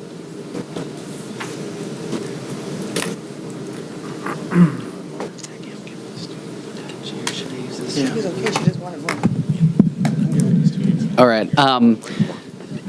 One thing that comes to mind, I know in reading the part, developing the capacity of others, then there's a section on focus on and transparency of results. So I know, I think about a week and a half ago, I compiled some of our FAST screening data, and then we also pulled in our math data today, and I updated that document. So we've been doing a book study with the Learning by Doing PLC book. And one of the things they talk about there is really looking at that data and kind of just the brutal reality. And sometimes it's not exactly what we want to see, but it helps us to make those decisions. And so I don't know that how data had been looked at in the past, because this is my second year, but we've come to a point where we really use that term interdependency, and we look and say, okay, we're not judging this is just where we're at, so what are the things we need to work on? But then here it also talks about empowering teachers to be the leaders. So when you put the data up there, and we had it up there today, and hey, here's our data, you can see not only what do we need to work on, but also where are those gold stars. Like, you know, we have some teachers that are in the 90% proficiency in A math. Well, we need to focus, what are they doing? And so we're building that culture of, empowering people. Hey, let's go seek out what is working. So part of it is just developing that culture where it's, okay, we're not blaming anyone, but we do need to also look what's working and what's not, and how can we move in that direction. So sometimes it takes a little bit of time to be able to trust each other, but I think through the book study we've been doing, it has helped to be able to do that. Thanks. In here, it talks about time. One of the leaders talked about providing time within the school day, and that's what we've tried to do. I mean, obviously, there's some days where we don't have the time for their PLCs to meet, but what we have provided is resources for them to go in more depth with project-based learning and define STEM, and that's when I met with the PLC leads last week, it was talking about how we're going to implement that into our classes, and that needs to be a priority, and just going over how the PLC looks, what the structure is, your norms are, and make sure that the notes are there. We try to have one of our instruction coaches or admin in their meetings, and if not, we want to be able to pull up their notes and see what they're talking about, and what ways can we help, and what what more can we provide to make sure that they're successful in the classroom, that our kids are successful.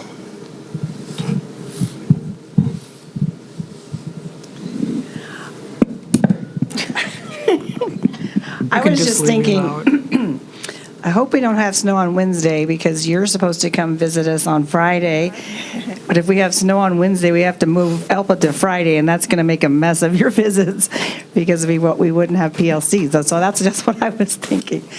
But if we can just keep our fingers crossed and maybe the news reporters the weather man isn't getting it quite right. And you can come see us on Wednesday or Friday and visit with our teachers and watch them in action as they talk about curriculum, as they talk about interventions that they're going to do for their students. And what's nice is that you have, for example, second period is language arts, you have 12 to 16 teachers, but there's representatives for English 9, and then there's English 10, and there's English 12 and English 11. So then they collaborate, and sometimes their conversation is about how do we align that curriculum from 9 all the way to 12 so that we're hitting all the different standards. So there's a lot that goes on in those meetings, and it's not just reserved for Friday or the day that the board comes, but it happens during second period all week long. So keeping our fingers crossed for Friday. I think on 207, on 207, there is a pretty good summary statement for all of the work that we've done with this PLC book. At the top of the page, it talks about it takes tremendous leadership at all levels, from the board and superintendent to the teachers, for creating a culture of success. Hopefully, that's what we've got. Thank you very much for joining us this evening.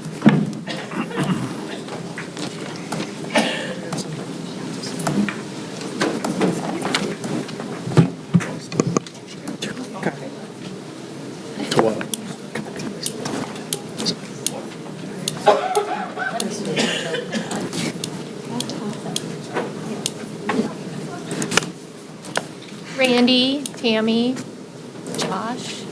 I need to switch microphone stands. They got swapped out. That's the issue. That's why the one is. That's all it is. Bring Jocelyn's chair.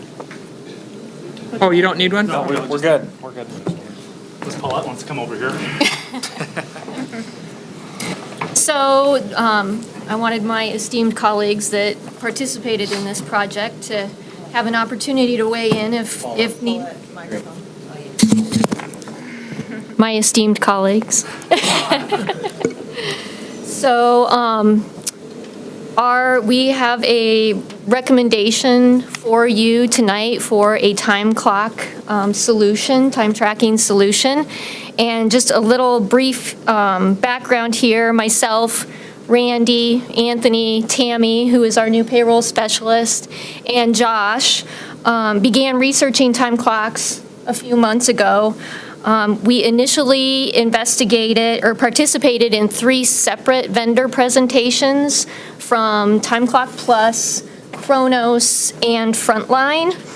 Randy and I have both used Time Clock Plus in our previous districts, and we're really happy with that system.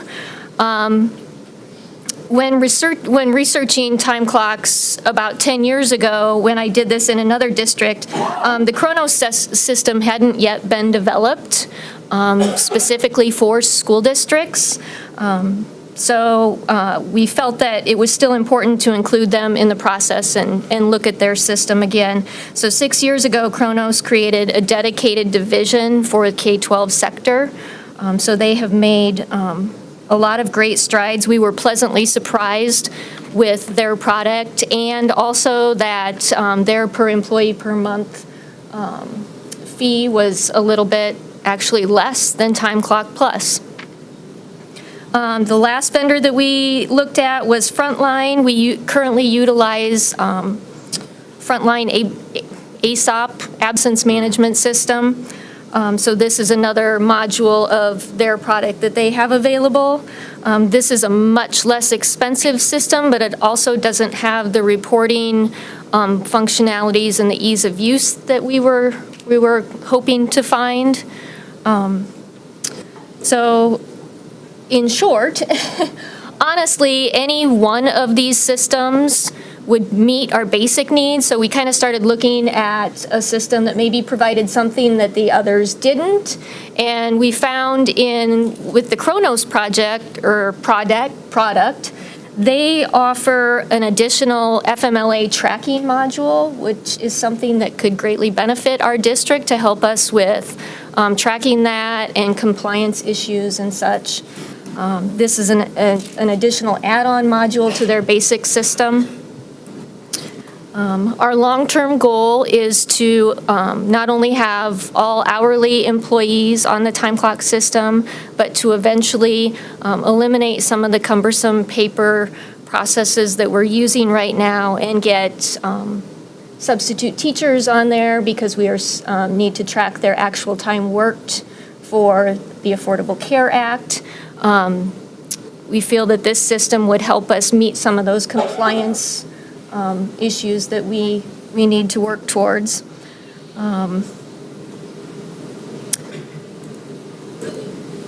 In order to save some money, we decided that we would try to repurpose existing technology that we currently have rather than investing in actual time clocks that you hang on the wall.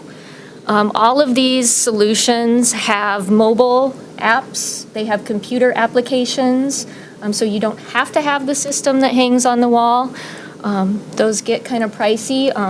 Kronos does have an option if we should need it in the future to rent time clocks or to purchase at a later date, but we're hoping that technology-wise we can make this system work without having to invest in actual hardware. So our proposal is to go with the Kronos system. The proposed recommendation in front of you is an annual cost of $23,940 for the software, which includes the optional FMLA module. We would recommend that this be paid for out of PEPL as non-instructional software, which is an allowable use of PEPL funds. There is also a one-time implementation and training fee of $11,000. And then I'm going to rely on Josh for this next part.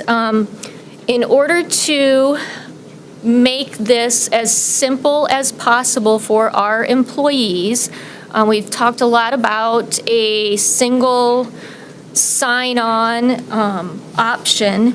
And so there is another plug-in or add-on that we could purchase that we're investigating but is not included in this initial proposal. And I'm going to let Josh talk about the technology aspect of it because he's a lot smarter than I am at that. Oh, well, thank you, Paulette. The single sign-on option basically just allows for Google integration, so staff would only have to have their Google account to log in rather than have a separate password for the Kronos system as well as Google. So basically that fee would be for ease of use for the end users of the Kronos product. Questions for Paulette, Josh, Randy, Anthony? Is replacing your time clock system, this is like the very first time I've ever heard about it. Is this something that was like budgeted for some time and you've been researching it for some time and you'd planned for it for some time, or is this just something that sort of popped up because we had a problem? You want me to? We don't really have a time clock system in place. Right now, the payroll office gets paper timesheets from all of the buildings for all of the hourly Oh, I thought you said you used Frontline. For tracking their leaves. So all certified and hourly staff can enter in their leaves through the ASOP Frontline. We do have a time clock system that was purchased a couple years ago that's utilized by our food service and our B&G staff, but it is not A school-friendly. It's not. It really nickel and dimes you, and it's not it's not an efficient system. So we started looking at, and it's not really designed for K-12. So we started looking at K-12 type of products to address the unique K-12 needs to track hourly staff and to also ensure that we are compliant, like Paulette said, with Affordable Care Act standards and time tracking. So really, it's not something that you'd planned for and budgeted. It's a problem that you had, so you went out and looked for a solution. Yes, I mean, you referenced some of the issues. I would go out on a limb and not really go out on a limb. I would say that a lot of the issues that we have inherited could have been avoided with an automated time tracking system in place. I think one of the questions I asked in the finance meeting was how much time it would save you. Could you answer that question? So a good portion of Tammy, our payroll specialist, time right now is data entry. I would say, and Tammy, feel free to jump in and correct me if I'm wrong, but I would say a good 2 to 3 weeks out of her month is spent just manually inputting the data from all of the abundance of timesheets and that comes over to central office. And then you throw in the time that Paulette and I spend reviewing everything that Tammy inputs, that probably takes at least about a week out of our month to review those for accuracy and try and ensure that everything is correct and ready for payroll. So having a time clock system in place will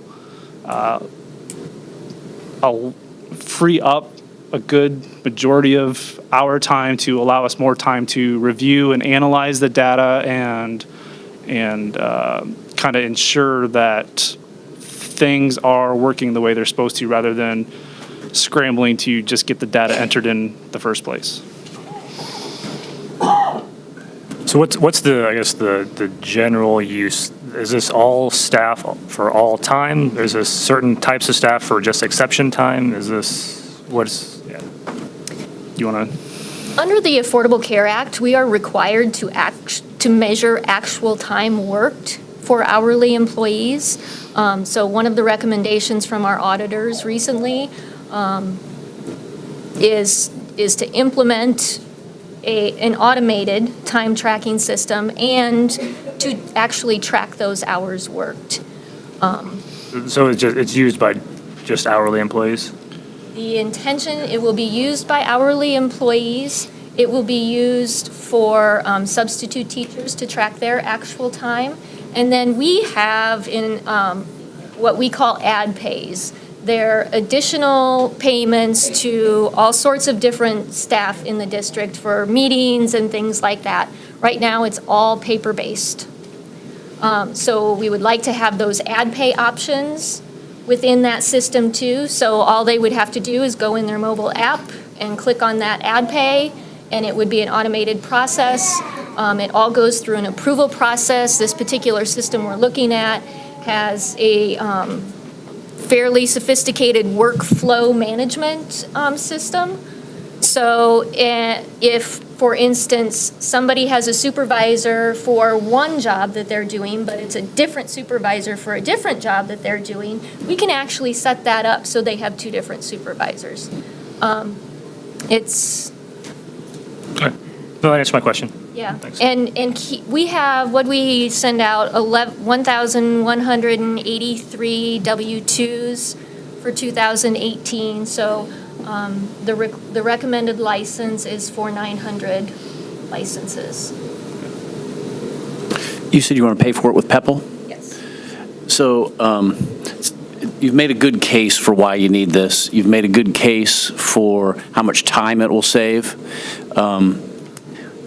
It feels to me like PEPL's probably maxed out, isn't it? I mean, what is not going to get bought because we're spending 35 grand on this? Or is there just a bunch of extra money sitting around in PEPL, which then there's another issue we got to talk about.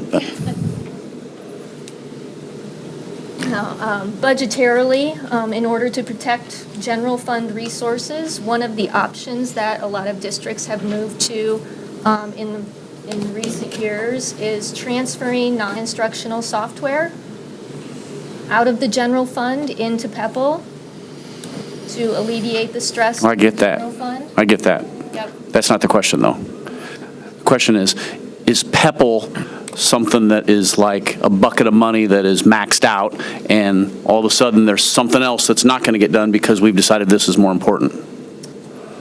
No, there are no buckets of money that are maxed out, I'm sorry to say. And everything is prioritizing. Could you talk to the mic? Yeah. There are no buckets of money that are maxed out currently, and everything that we do budgetarily will be prioritizing. Paulette, can you address why the Affordable Care Act is influencing the reason why we need some of this accountability for time? Currently, we don't have a method to track actual time worked for a good number of our hourly staff.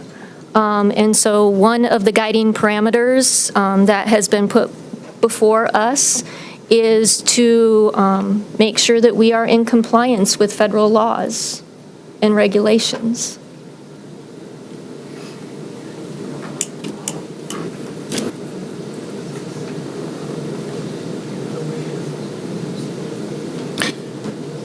To Paulette and her team's comments before, having worked in 3 prior districts before coming to Marshalltown, many and/or most districts that I have been associated with had made the transition of paying for legally permissible things out of categorical funds for facilities and reducing the stress on the general fund many years ago. So as you may recall, over the course of the last couple of years, we've been moving a lot of expenditures for technology, for example, that were previously paid for through the general fund, the same fund that pays salaries, benefits, curricular materials and such, out of the general fund to, again, provide us greater latitude to do more in salaries, benefits, curriculum programs, et cetera.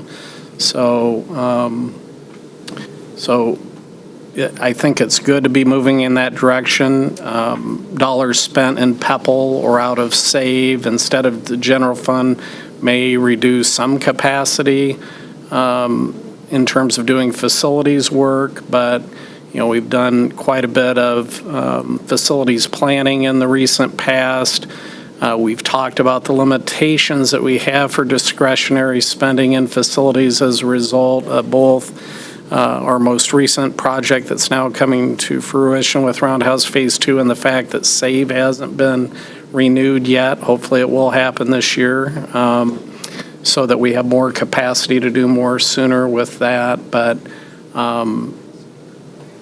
what is being proposed is highly also being encouraged by the state auditor's office as a result of some of the problems that we've identified and experienced.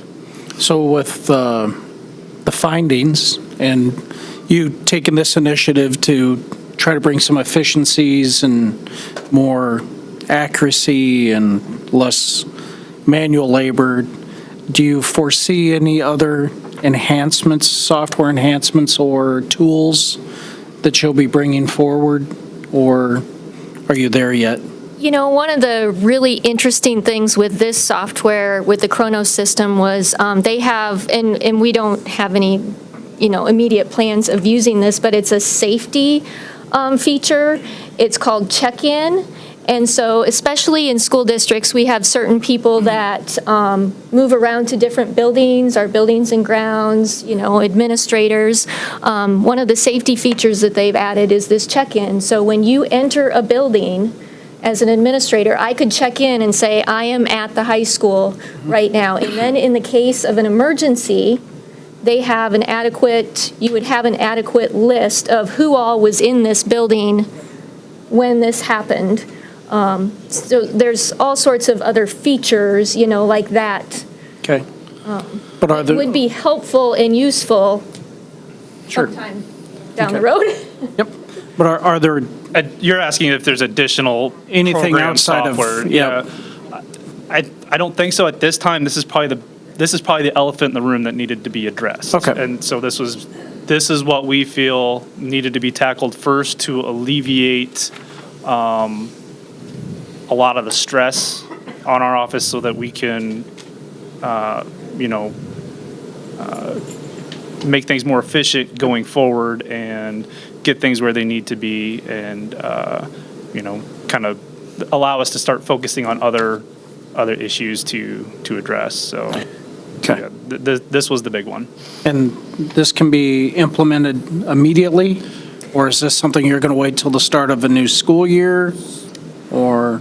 Our intention is to start as soon as possible because the implementation process is going to take 3 to 4 months before we hit full deployment. Our goal is to have summer staff, 12-month summer staff, using the system this summer and hopefully have everything up and running for everybody then by the fall. With a little bit of beta testing in the spring is what we're looking at starting. Okay. You talk about an app for an iPhone or an Android, and you also talked about geofencing. And so what that says to me, tell me if I'm wrong, is that you're using the location from a person's mobile device to identify where they are. Under the proposed deployment, we're not planning on doing anything with geofencing at this time, just due to the logistics. That feature is available in the Kronos time clock system, but we have so many employees that might check in at one building and then be at a different building the next day, and trying to restrict the area that they can log into would just not be feasible at this time. And I'm not sure if I have the right term, but it would require, in order to use your mobile app, you would have to be on the district premises, on their IP address, in order to clock in. So you couldn't clock in at home and then drive to work. Yeah, I was talking about like a personal privacy thing, that if you're going to use somebody's location from their device, like an app that says, Right. can I use your location, yes or no? You ought to say that. Yeah. That's all I was trying to get at. Other comments or questions? May I have a motion to approve the purchase of the time tracking software system from Kronos called Time for School in the amount of $23,940 with a one-time implementation and training fee of $11,000. So moved. Second. Carter Harris, all in favor signify by saying aye. Aye. Opposed, the same. The motion carries 7-0. Thank you.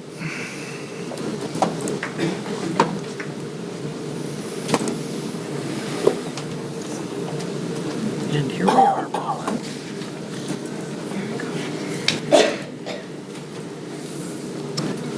See if there's more people. Yep, there are. You want them to speak now, or? Yep. Okay. We are now at the health insurance 502 item on the agenda. I still have 4 people: Naomi Musel, Katie Mayott, is that correct? Yes. Steve Hansen and Brad Weidenauer to speak. Feel free for anyone to begin.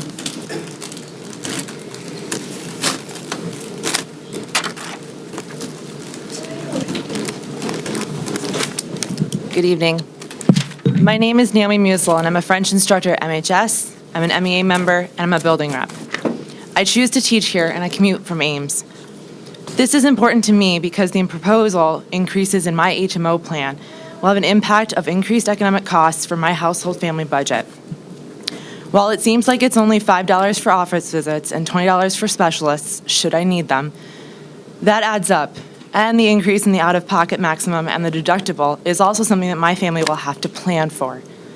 Lastly, the additional prescription costs are also something that requires another sinking fund to save money into, should I need those. I've calculated that at minimum for an annual expense under this new plan, that's another $770 without that respective save or raise in my cash salary. That $65 a month is a loss of income.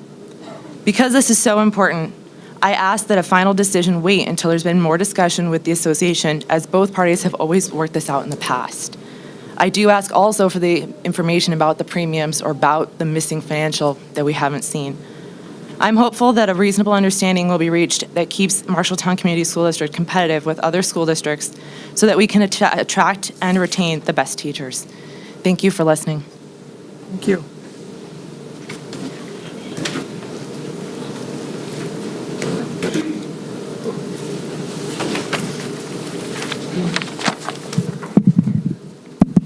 Good evening. My name is Steve Hansen. I taught for 28 years in the Marshalltown Community School District at Marshalltown High School before agreeing to the early retirement incentive in the spring of 2013. Sitting here tonight, it's just been fascinating for me listening to the information and perspectives that many people have and the various layers in which the board is going to have to consider before making a decision that obviously is very impactful to a lot of people. I would ditto what Rachel Nelson-Lupe said about, only because I lived through it for 30 years, the fact that teachers, in fact, did take less base pay increases on almost a regular basis in order to maintain a high level of insurance. And that's something, I know that's water over the dam, but it's also a concession that teachers made for 3 decades that probably, I don't think, can be overlooked in this case. As a retiree, I have found it challenging to keep up with and remain up to date with matters like this. And I actually didn't realize that before tonight that premium costs have not been calculated, and that just throws another layer into this pretty critical decision. But my insurance focus is far more narrow than most of the other folks here. I come before you today to express my feelings and the feelings of many of my colleagues who also chose to retire early, based in large part on the insurance package that was provided as our only incentive to do so. A few of us are now learning that the very incentive that helped convince us to retire in the first place may be changed without our input or consent, which seems to me to be unfair, unethical, and potentially unlawful. Since this change in coverage is apparently financially driven, I'd suggest the district grant its approximately 80 early retirement employees the opportunity to purchase the premium insurance package. It wouldn't be a standard offering to district employees that has to be the same for everyone, but one that could be purchased if an employee wished to pay the difference between the premium package and the standard PPO or the HMO. That way, the insured gets superior coverage without any extra cost to the district. This plan at least provides employees a premium option rather than the feeling of being railroaded into a plan that we didn't willfully agree to in the first place. I hope that at a minimum, the board will see fit to offer the premium insurance plan to retired individuals or families who wish to pay the difference for the coverage. I suspect that many of the other 80 retirees who gave the best decades of their lives to the district would agree with that viewpoint. Thank you for your time and consideration in this matter. Thank you.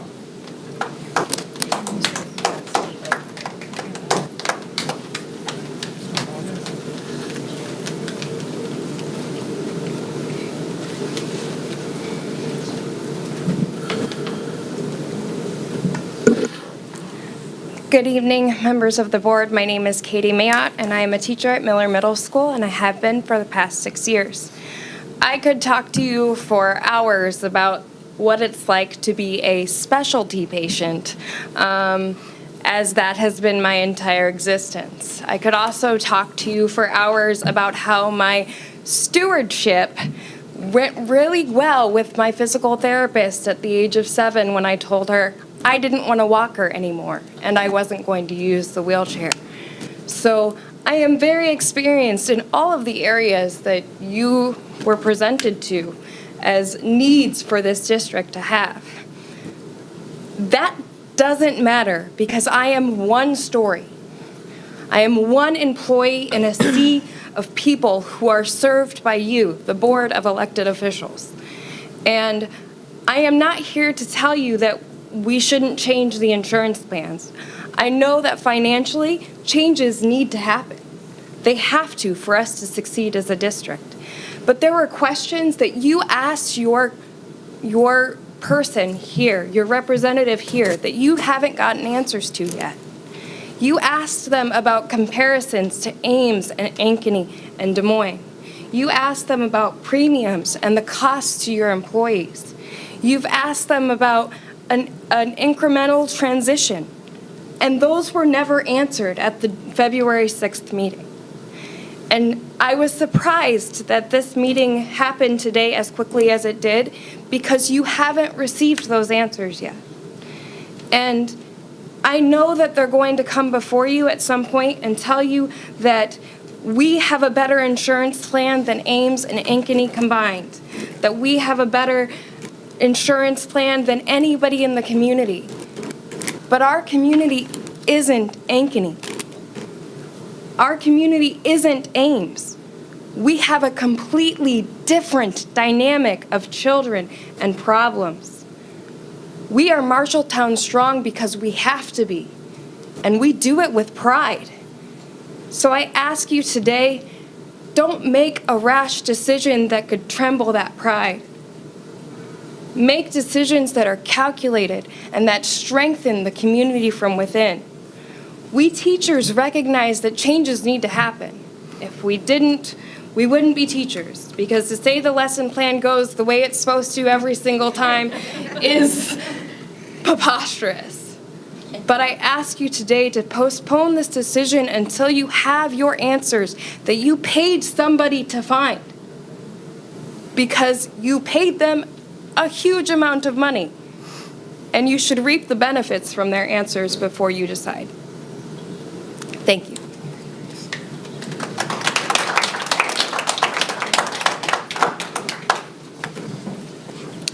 My name is Brad Weidnar. I reside at 608 Fremont, Marshalltown, Iowa. Thank you for being board members, for volunteering for this position and for the work you do. Thank you, too, for listening to comments and concerns about the insurance and proposed changes to that. As you see, it affects all your employees. It appears that this board is ready to get a costing from the insurance provider for 4 different plans. This is a wise decision. As well, the board should seek to know what the cost of those plans will do to the insurance fund. I'm sure you're thinking about that and working that into your decision as well.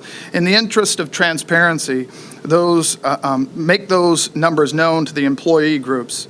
The same should be done for the premium plan, not with the hopes that it might be continued, but simply to allow the numbers to do the talking. So show us the costing for that as well, please. In this way, the board attends to both solvency and transparency. Finally, in 3B of the insurance recommendation that you're showing up there, the word equitable should generate some pause and some discussion. It would seem that it's in the district's best interest to offer insurance premiums and plans that employees can afford. The nature of our current insurance and healthcare market seems to be pricing us out of one plan option. Please don't price us out of others. Thank you for your thoughts on insurance.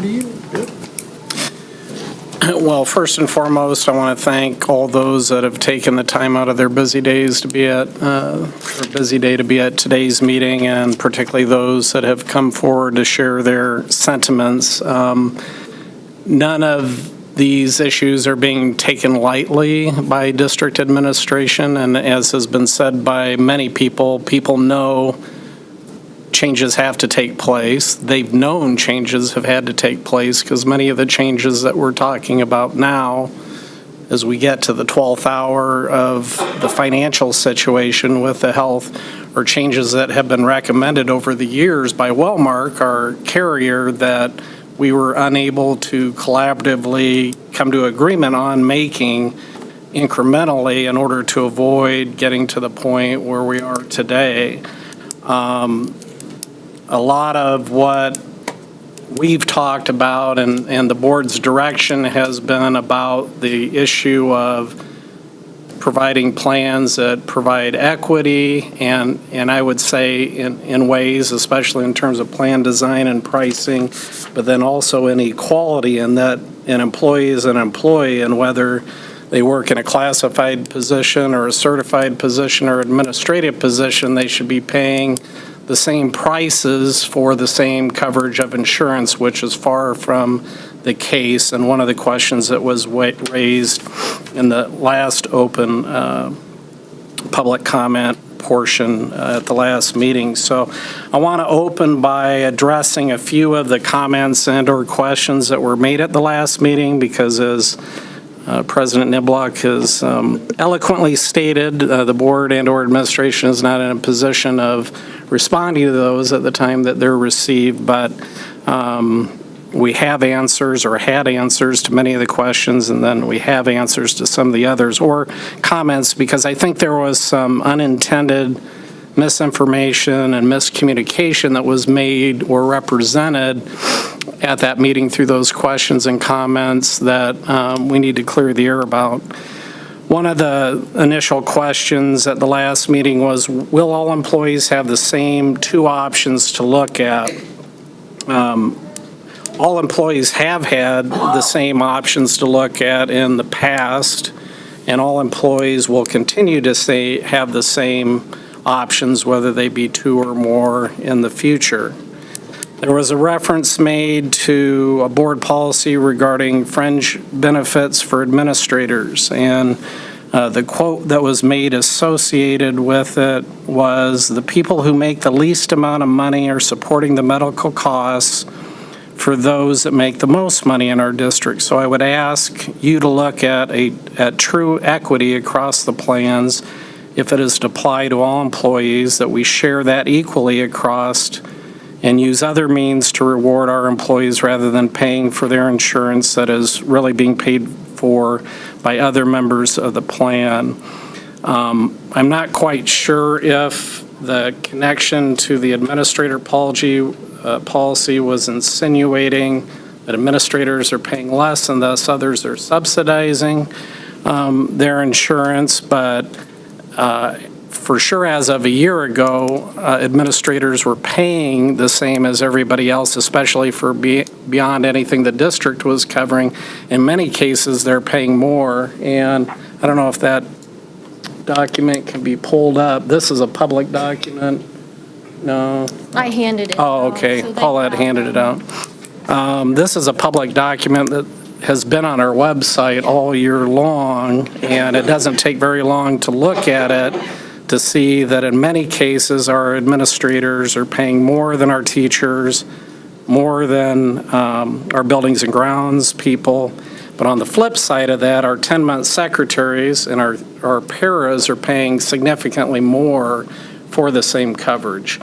That is something that we need to fix. The other thing is that we need to find equity between the plans that we offer.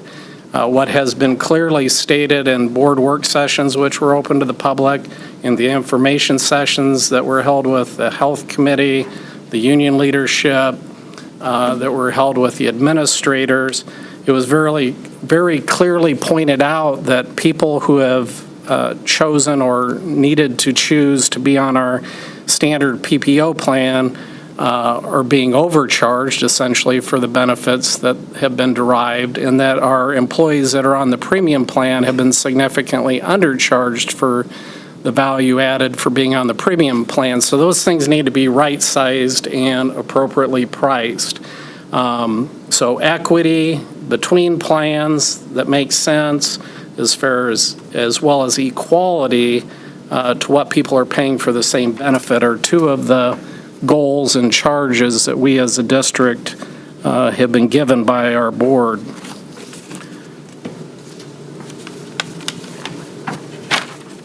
There was a question posed related to a new tier in the plan that was created this year after last year's negotiations, and that was in relationship to the standard PPO plan and what has been implemented as an adult and children tier, when in reality it was priced and intended to be an employee plus one or an employee plus child plan.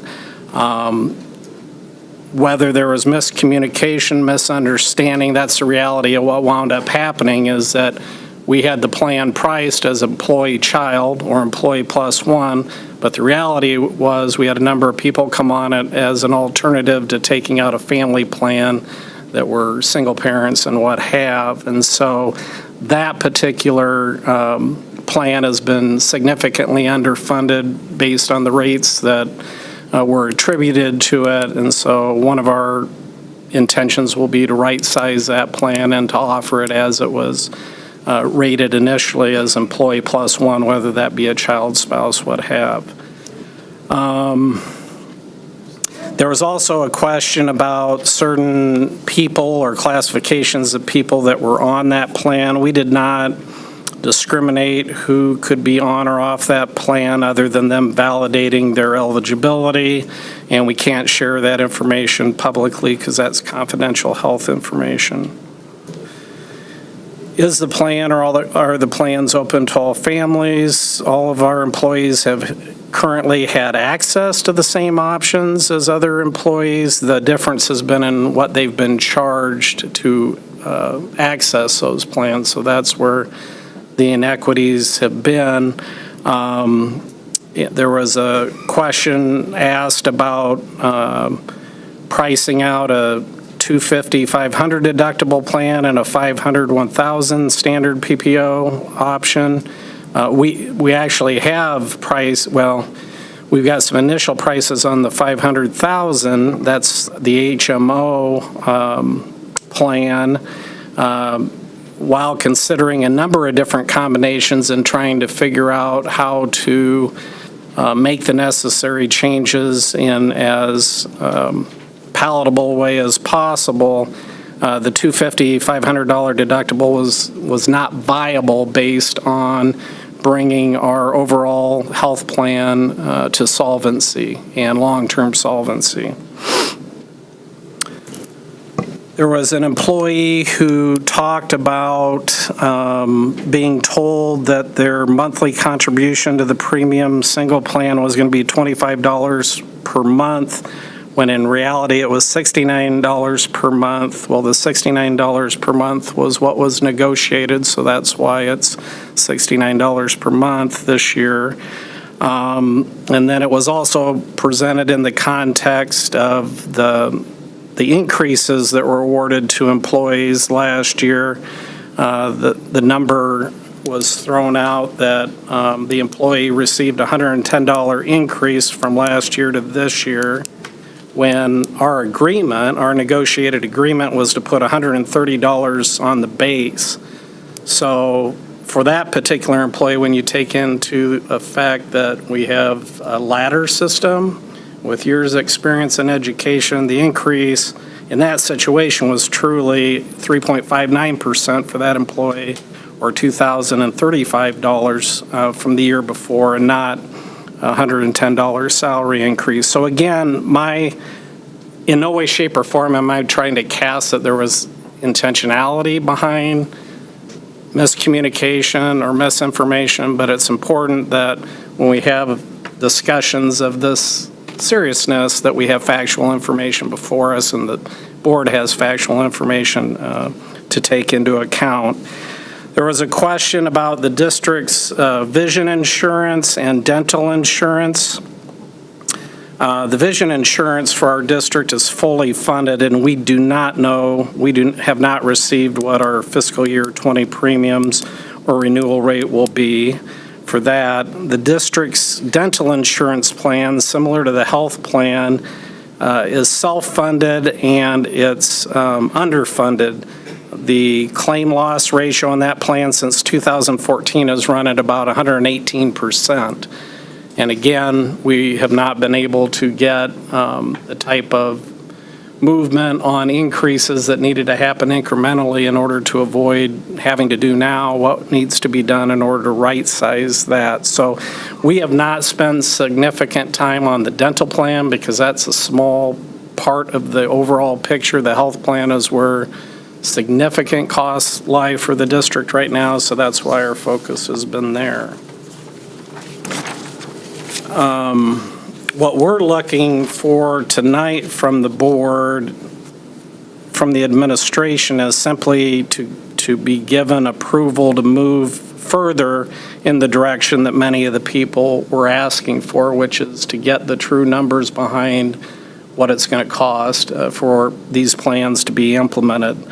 For our purposes, it's been premature doing that because first and foremost, we had to try to figure out based on comparabilities in Iowa, whether it be to the education sector or the private sector, what were reasonable rates and plans and packages in order to have our best chance of getting the best prices for them.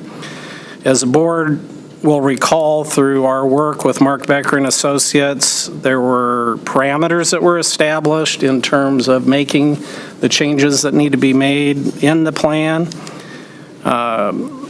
Those are all listed up above. Retaining better than average plan design and contributions. We're obviously very cognizant to want to be competitive as it relates to health insurance and salary.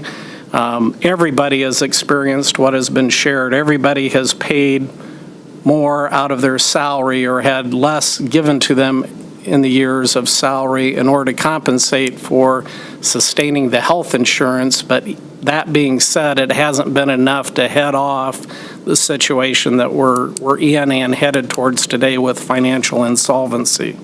And a lot of that is strictly related to the escalating costs of health care. You hear it every day in the news.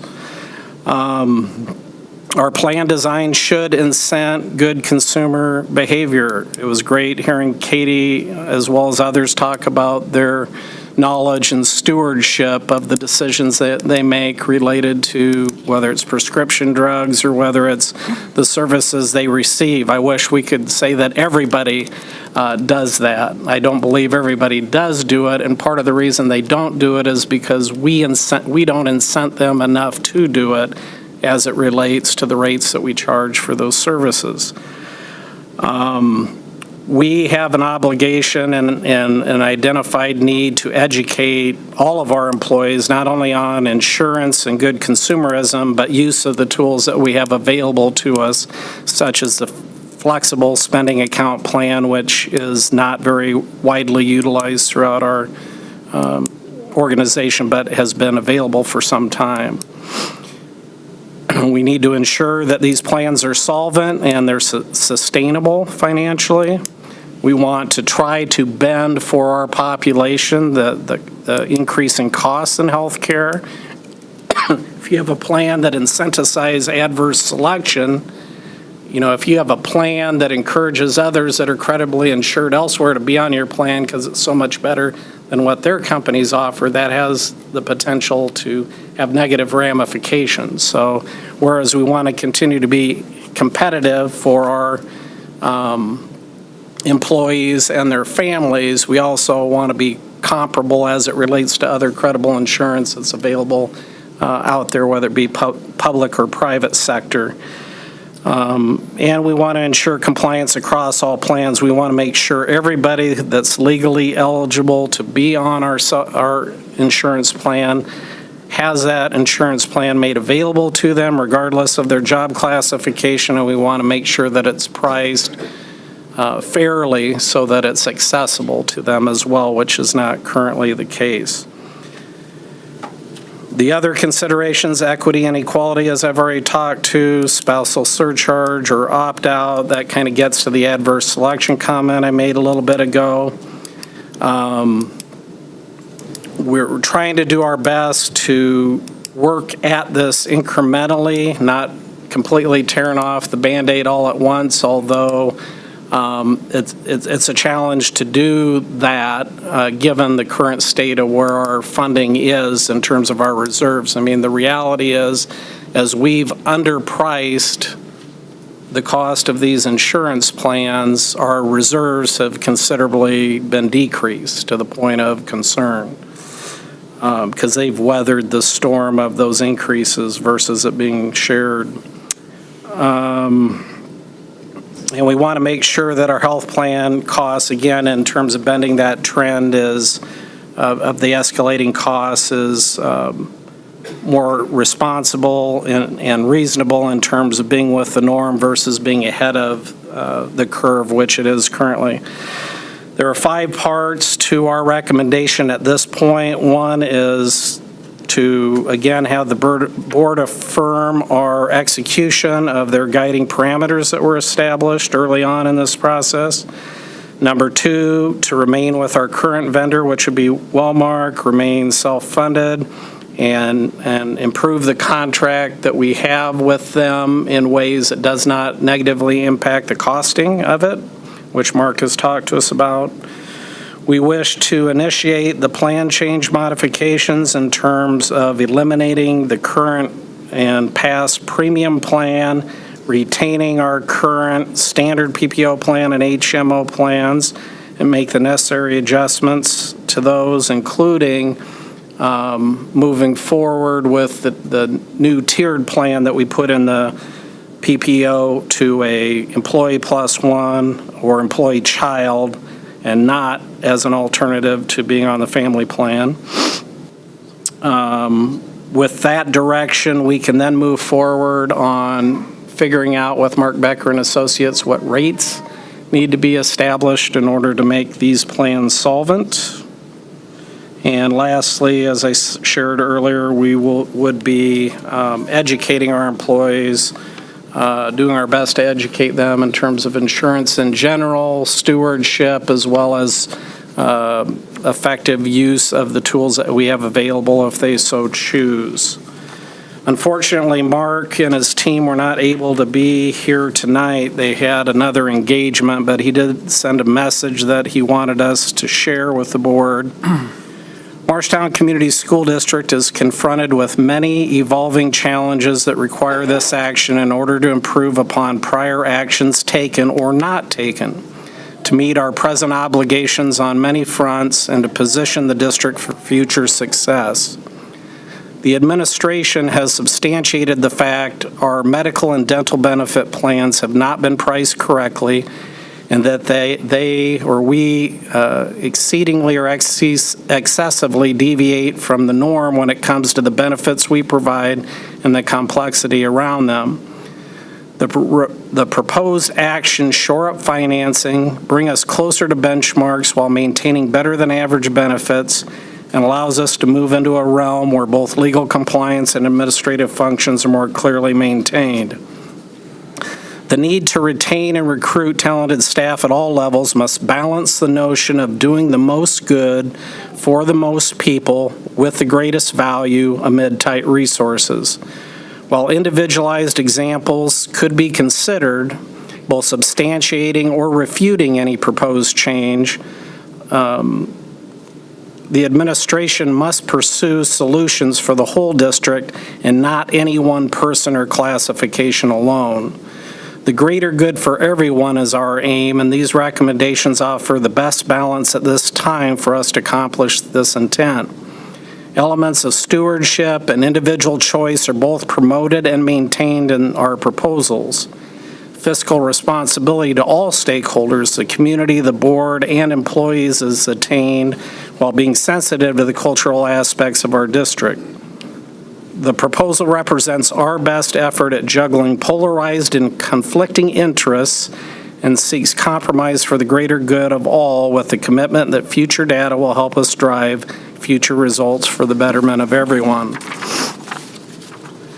The proposed actions position the district on many fronts, legally, financially, and culturally, as we both seek and demonstrate a balance in pursuing fairness and equity. If we are perfectly equal to all, To some, that might not be fair. If we seek to be fair, we would not necessarily be equal. It is the administration's judgment after having engaged non-prejudicial counsel and consultants that the proposed actions best position us on the fronts necessary to strengthen, orientate, and direct our district towards the board goals. It's our recommendation to move forward as presented. To those who might resist or even resent such change, I offer the administration's most sincere commitment that going forward, we will be open and transparent to stakeholders and seek the most good for the most people always. We ask and hope that your trust and patience will move forward to fulfill those expectations. That's from Mark Becker. Questions for Dr. Schutte? I just want to be clear about what it is we're doing tonight, because it sounds like maybe a little bit different got out, which is we are proposing to, basically the conversation we had with Mark Becker and Associates last week, where we asked them to, what more information do we need? We're giving you the approval to go get that information, continue to engage with For them. two of the three plans. For the specific plans that they presented us. That's the action tonight. Correct. Okay. Could you say that again? I can't hear. So what we are approving, is my mic on? What we're approving tonight is the authority for the administration to move forward with our consultant on these proposed plans to get the pricing and information that we asked for in the last meeting.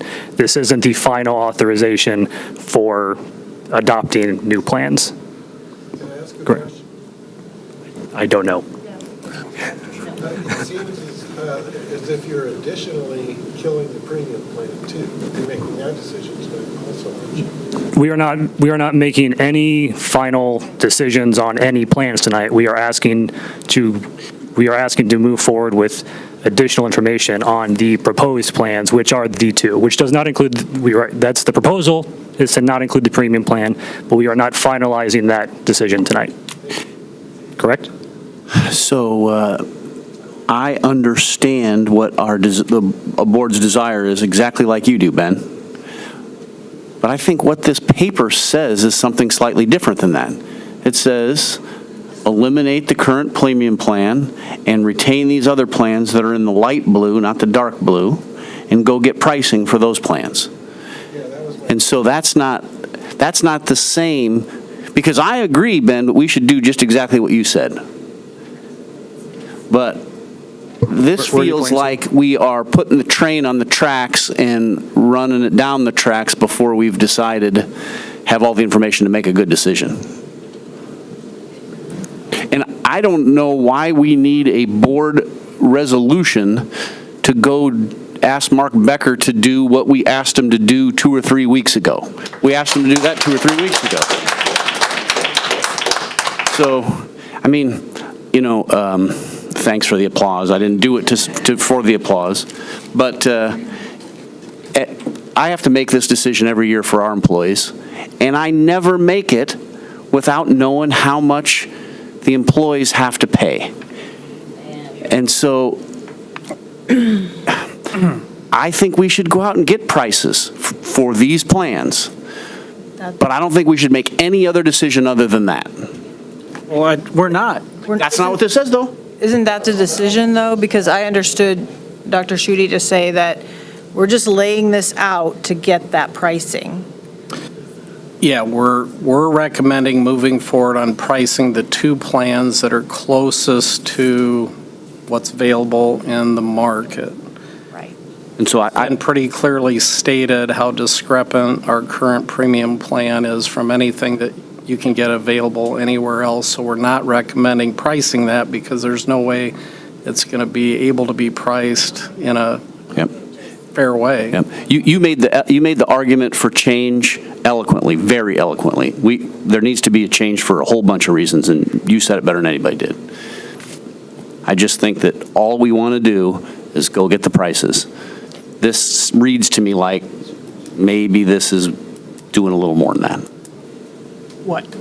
Well, it says we're going to eliminate the current premium plan, and so that's probably an outcome based on everything I've heard.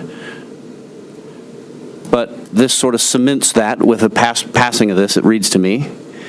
And it says that this 3A1 is going to be it.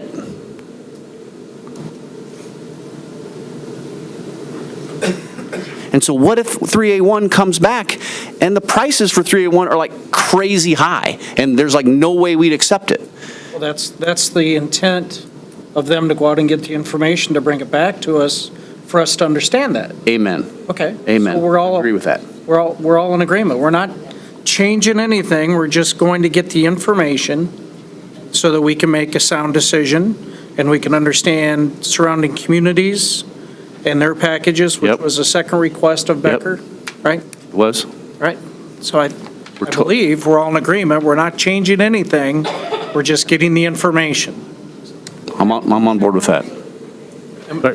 I just want to make sure we're all on this. Make a motion and let's see what happens. All right. Seriously, folks, that's the way it's done. Come to board meetings and you'll understand. So I'd like to make a motion that we're going to pursue collecting additional information. Initiate modification, guiding parameters. Say what? Initiate the guiding. Initiate the modifications towards the guiding parameters to capture additional information as requested through Becker and Associates and bring back to us in an appropriate amount of time. Is there a second? Second. Any other discussion on the motion? All in favor of the motion, please signify by saying aye. Aye. Opposed, the same. Motion carries 7-0.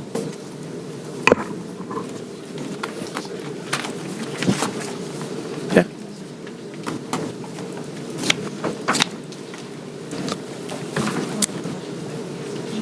Yours again, I'm sorry to say.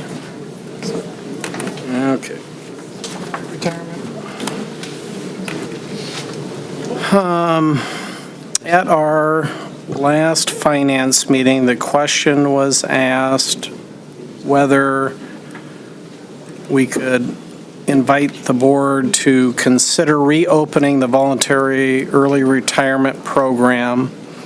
I think what has driven this question in part is the fact that we know that we're going to need to do a little bit of right sizing in both the teacher leadership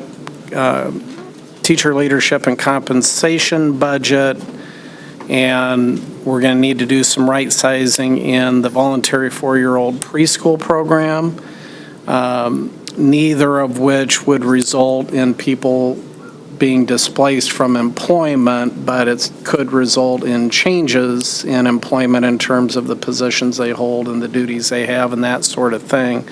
So I think in part because of that, the question was asked if it would be problematic in any way, shape, or form for the district to reopen that. And as we were discussing that in conjunction with the budget timelines and what we need to do for the coming year, we felt that if the board so chose, we could reopen it effective tomorrow and then close it as of, what was that date, Paulette? March 8th, which would be the Friday prior to going into break, and that would provide us enough time in the event that others that are eligible wanted to take advantage of it to do what we need to do to adjust the budget accordingly.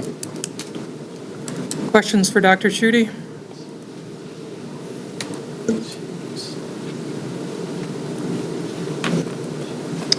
May I have a motion to reopen the availability of the voluntary early retirement incentive program for all classifications listed from Monday, February 18th through Friday, March 8th, 2019 as presented? So moved. Second. Heitman, Carter, all in favor signify by saying aye. Aye. Opposed, the same. The motion carries 7-0.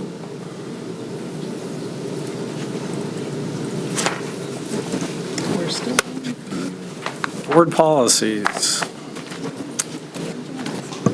So board policy 204.10, which we're wanting to change to 213R1 on public participation in board meetings and regulation, recommending that this policy come back at the next meeting because we interjected from our past meeting, we wound up infusing the statement that President Niblock reads prior to the public comment section of the meeting. So it'll need to come back for a second reading. 204.11, general complaints by citizens. We're recommending that be deleted because that's already covered in another policy. So we'd recommend the board approve deleting and waiving another reading of that. Are there any others to be deleted in this first round? The other policy that we're recommending deletion of is the public complaints by employees 402.5 because again, that is encompassed in existing documents or board policies that we have and regulations we have concerning the same. That was basically that was in the 400 series for employees, but was what the policy that ISB recommends for the general policy, that it not just be specific to employees. Could I have a motion to delete 204.11 and 402.5? So moved. Fletcher, Miller, all in favor signify by saying aye. Aye. Opposed, the same. The motion carries 7-0. We're recommending adopting IASB's policy on public participation in board meetings, which would be a new policy 213, and waiving the second reading. That is the same as presented at the last meeting. Also, the other new policy is just the general one on public complaints, 213.1, that we're recommending that we adopt the IASB policy on. What about 701.3? We do that one at the same time. 701.3 is the policy that we presented to you at the last meeting on financial records. We did not have that policy. IASB recommends it, so we'd recommend that be approved and have the second reading waived. Do I have a motion to adopt 213, 213.1, and 707.6? 701 And waive the second reading. Is that last one 701.3? Yes, it is. It's 701.3. So moved. Second. Fletcher, Heitman, all in favor signify by saying aye. Aye. Opposed, the same. The motion carries 7-0.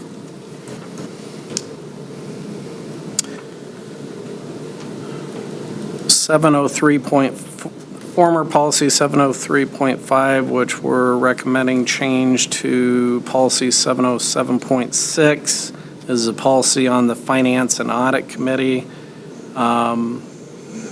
We would recommend the board approve this as amended. There have been no changes since the last meeting. Again, we incorporated into the policy that we had some of the IASB suggested language and responsibilities of that committee. May I have a motion to amend 703.5 to 707.6 with changes and waive the second reading? So moved. Heitman, Hernandez, all in favor signify by saying aye. Aye. Motion carries 7-0. Okay, as far as initial review, policy 312.3E1, benefits administrators, supervisors, there's a recommended change to reflect what our current and existing practices versus what the prior practice used to be. So we've struck out that full single premiums paid by the district for vision, dental, prescription drug, or medical insurance was stricken, and that is replaced by the statement, the premium amount paid by the district will be determined annually. For some reason, that didn't get caught when we made other adjustments in that particular policy to reflect what the direction the district had gone. So that one will need to come back. That'll need to come back. Policy number 400, role of and guiding principles for employees, which is kind of like an introductory policy for the 400 series. Policy 411.4, classified employee licensing and certification. And policy 508.1, class or group gifts, are all recommended policies by IASB that we do not currently have, so we're recommending those be adopted at the next meeting. I should state also that the 400 series policies are policies that were recommended to be adjusted by IASB 2 years ago when the collective bargaining bill was passed. But given the fact that we had a 2-year agreement, we didn't make changes to the policies to reflect what the law is regarding that. So we will start to bring forward probably 3 or 4 policies each meeting that are based on making sure that our policies align with the law as well as reflect our current practice.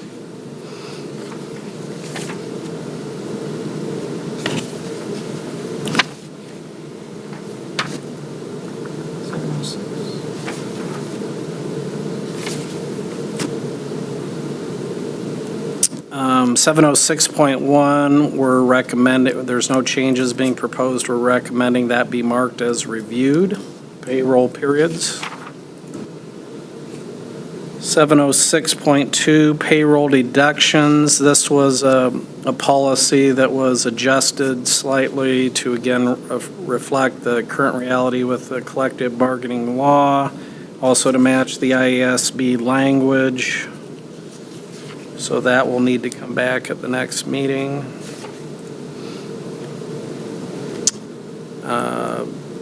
712 and 712R1 on technology and data security are policies from IASB. Josh Wesley, our Director of Technology, has closely reviewed those and believes those to be appropriate for our adoption. So those would need to come back at the next meeting.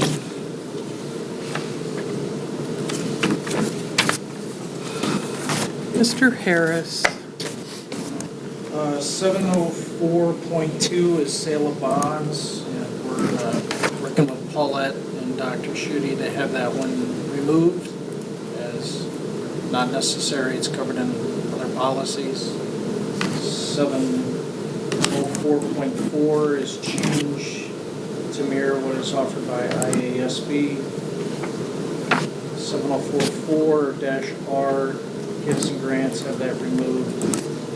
And 704.5, changes to mirror IASB. So is ours coming back and not delete, Say,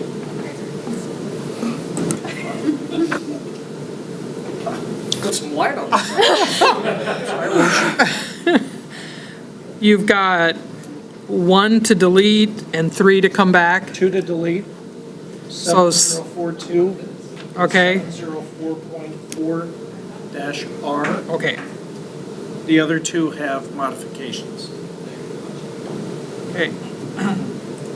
May I have a motion to delete 704.2 and 704.4-R? So moved. Second.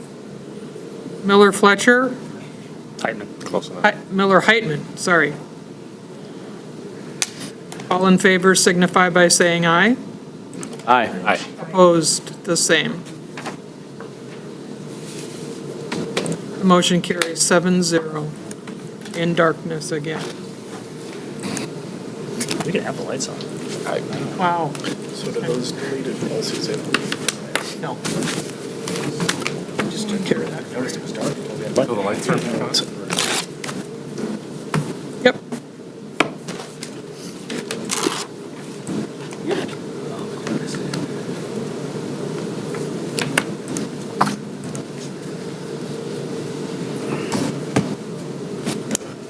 I have something.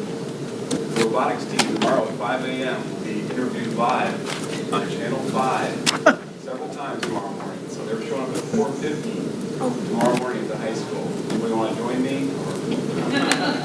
Are the students showing up? Students will be showing up, some of the staff, so yeah, I'm excited about it. So. Glad it's not Wednesday. Yeah. Cool. Can you put it on Facebook later? We will have we'll wake you up. Looking at the reminders, the next school board meeting at 5 o'clock is on Monday, March 4th. There is no school presentation that evening. And we have Sean with 4 policies.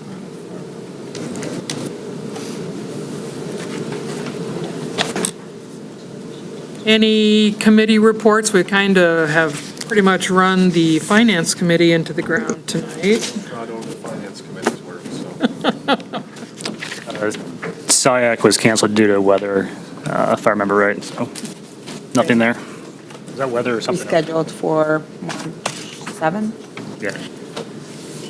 I did a webinar with IASB last week. It was called Staff Evaluation in the Board. And it was a review for me, us, of the superintendent's evaluation and the board's role in termination of teachers. We were reminded that the superintendent's evaluation is to be ongoing over time, and we're doing some more of that this evening in closed session. When we're doing, these are just comments that came from the webinar, that the board needs to collaborate and trust each other on the summative form, which I think in the last couple of years has been pretty good. We've gotten that accomplished pretty well. In looking at the superintendent for evaluation, we look at the big picture and none of the day-to-day management. In hearing appeals, the board will only get the process information beforehand to remain unbiased and impartial, which, if you'll remember from our last student expulsions, we didn't receive anything until the evening of the expulsion hearing, so that you could not become biased with that information beforehand. In allocating resources, the board needs to remember to provide time for collaboration at all levels.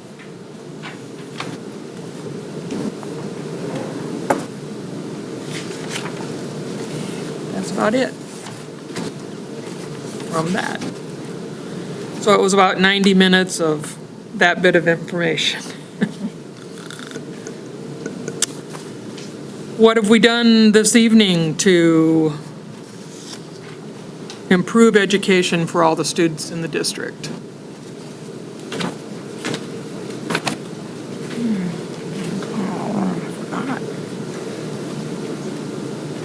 Nothing. There's a lot of goodness going on at Hoagland.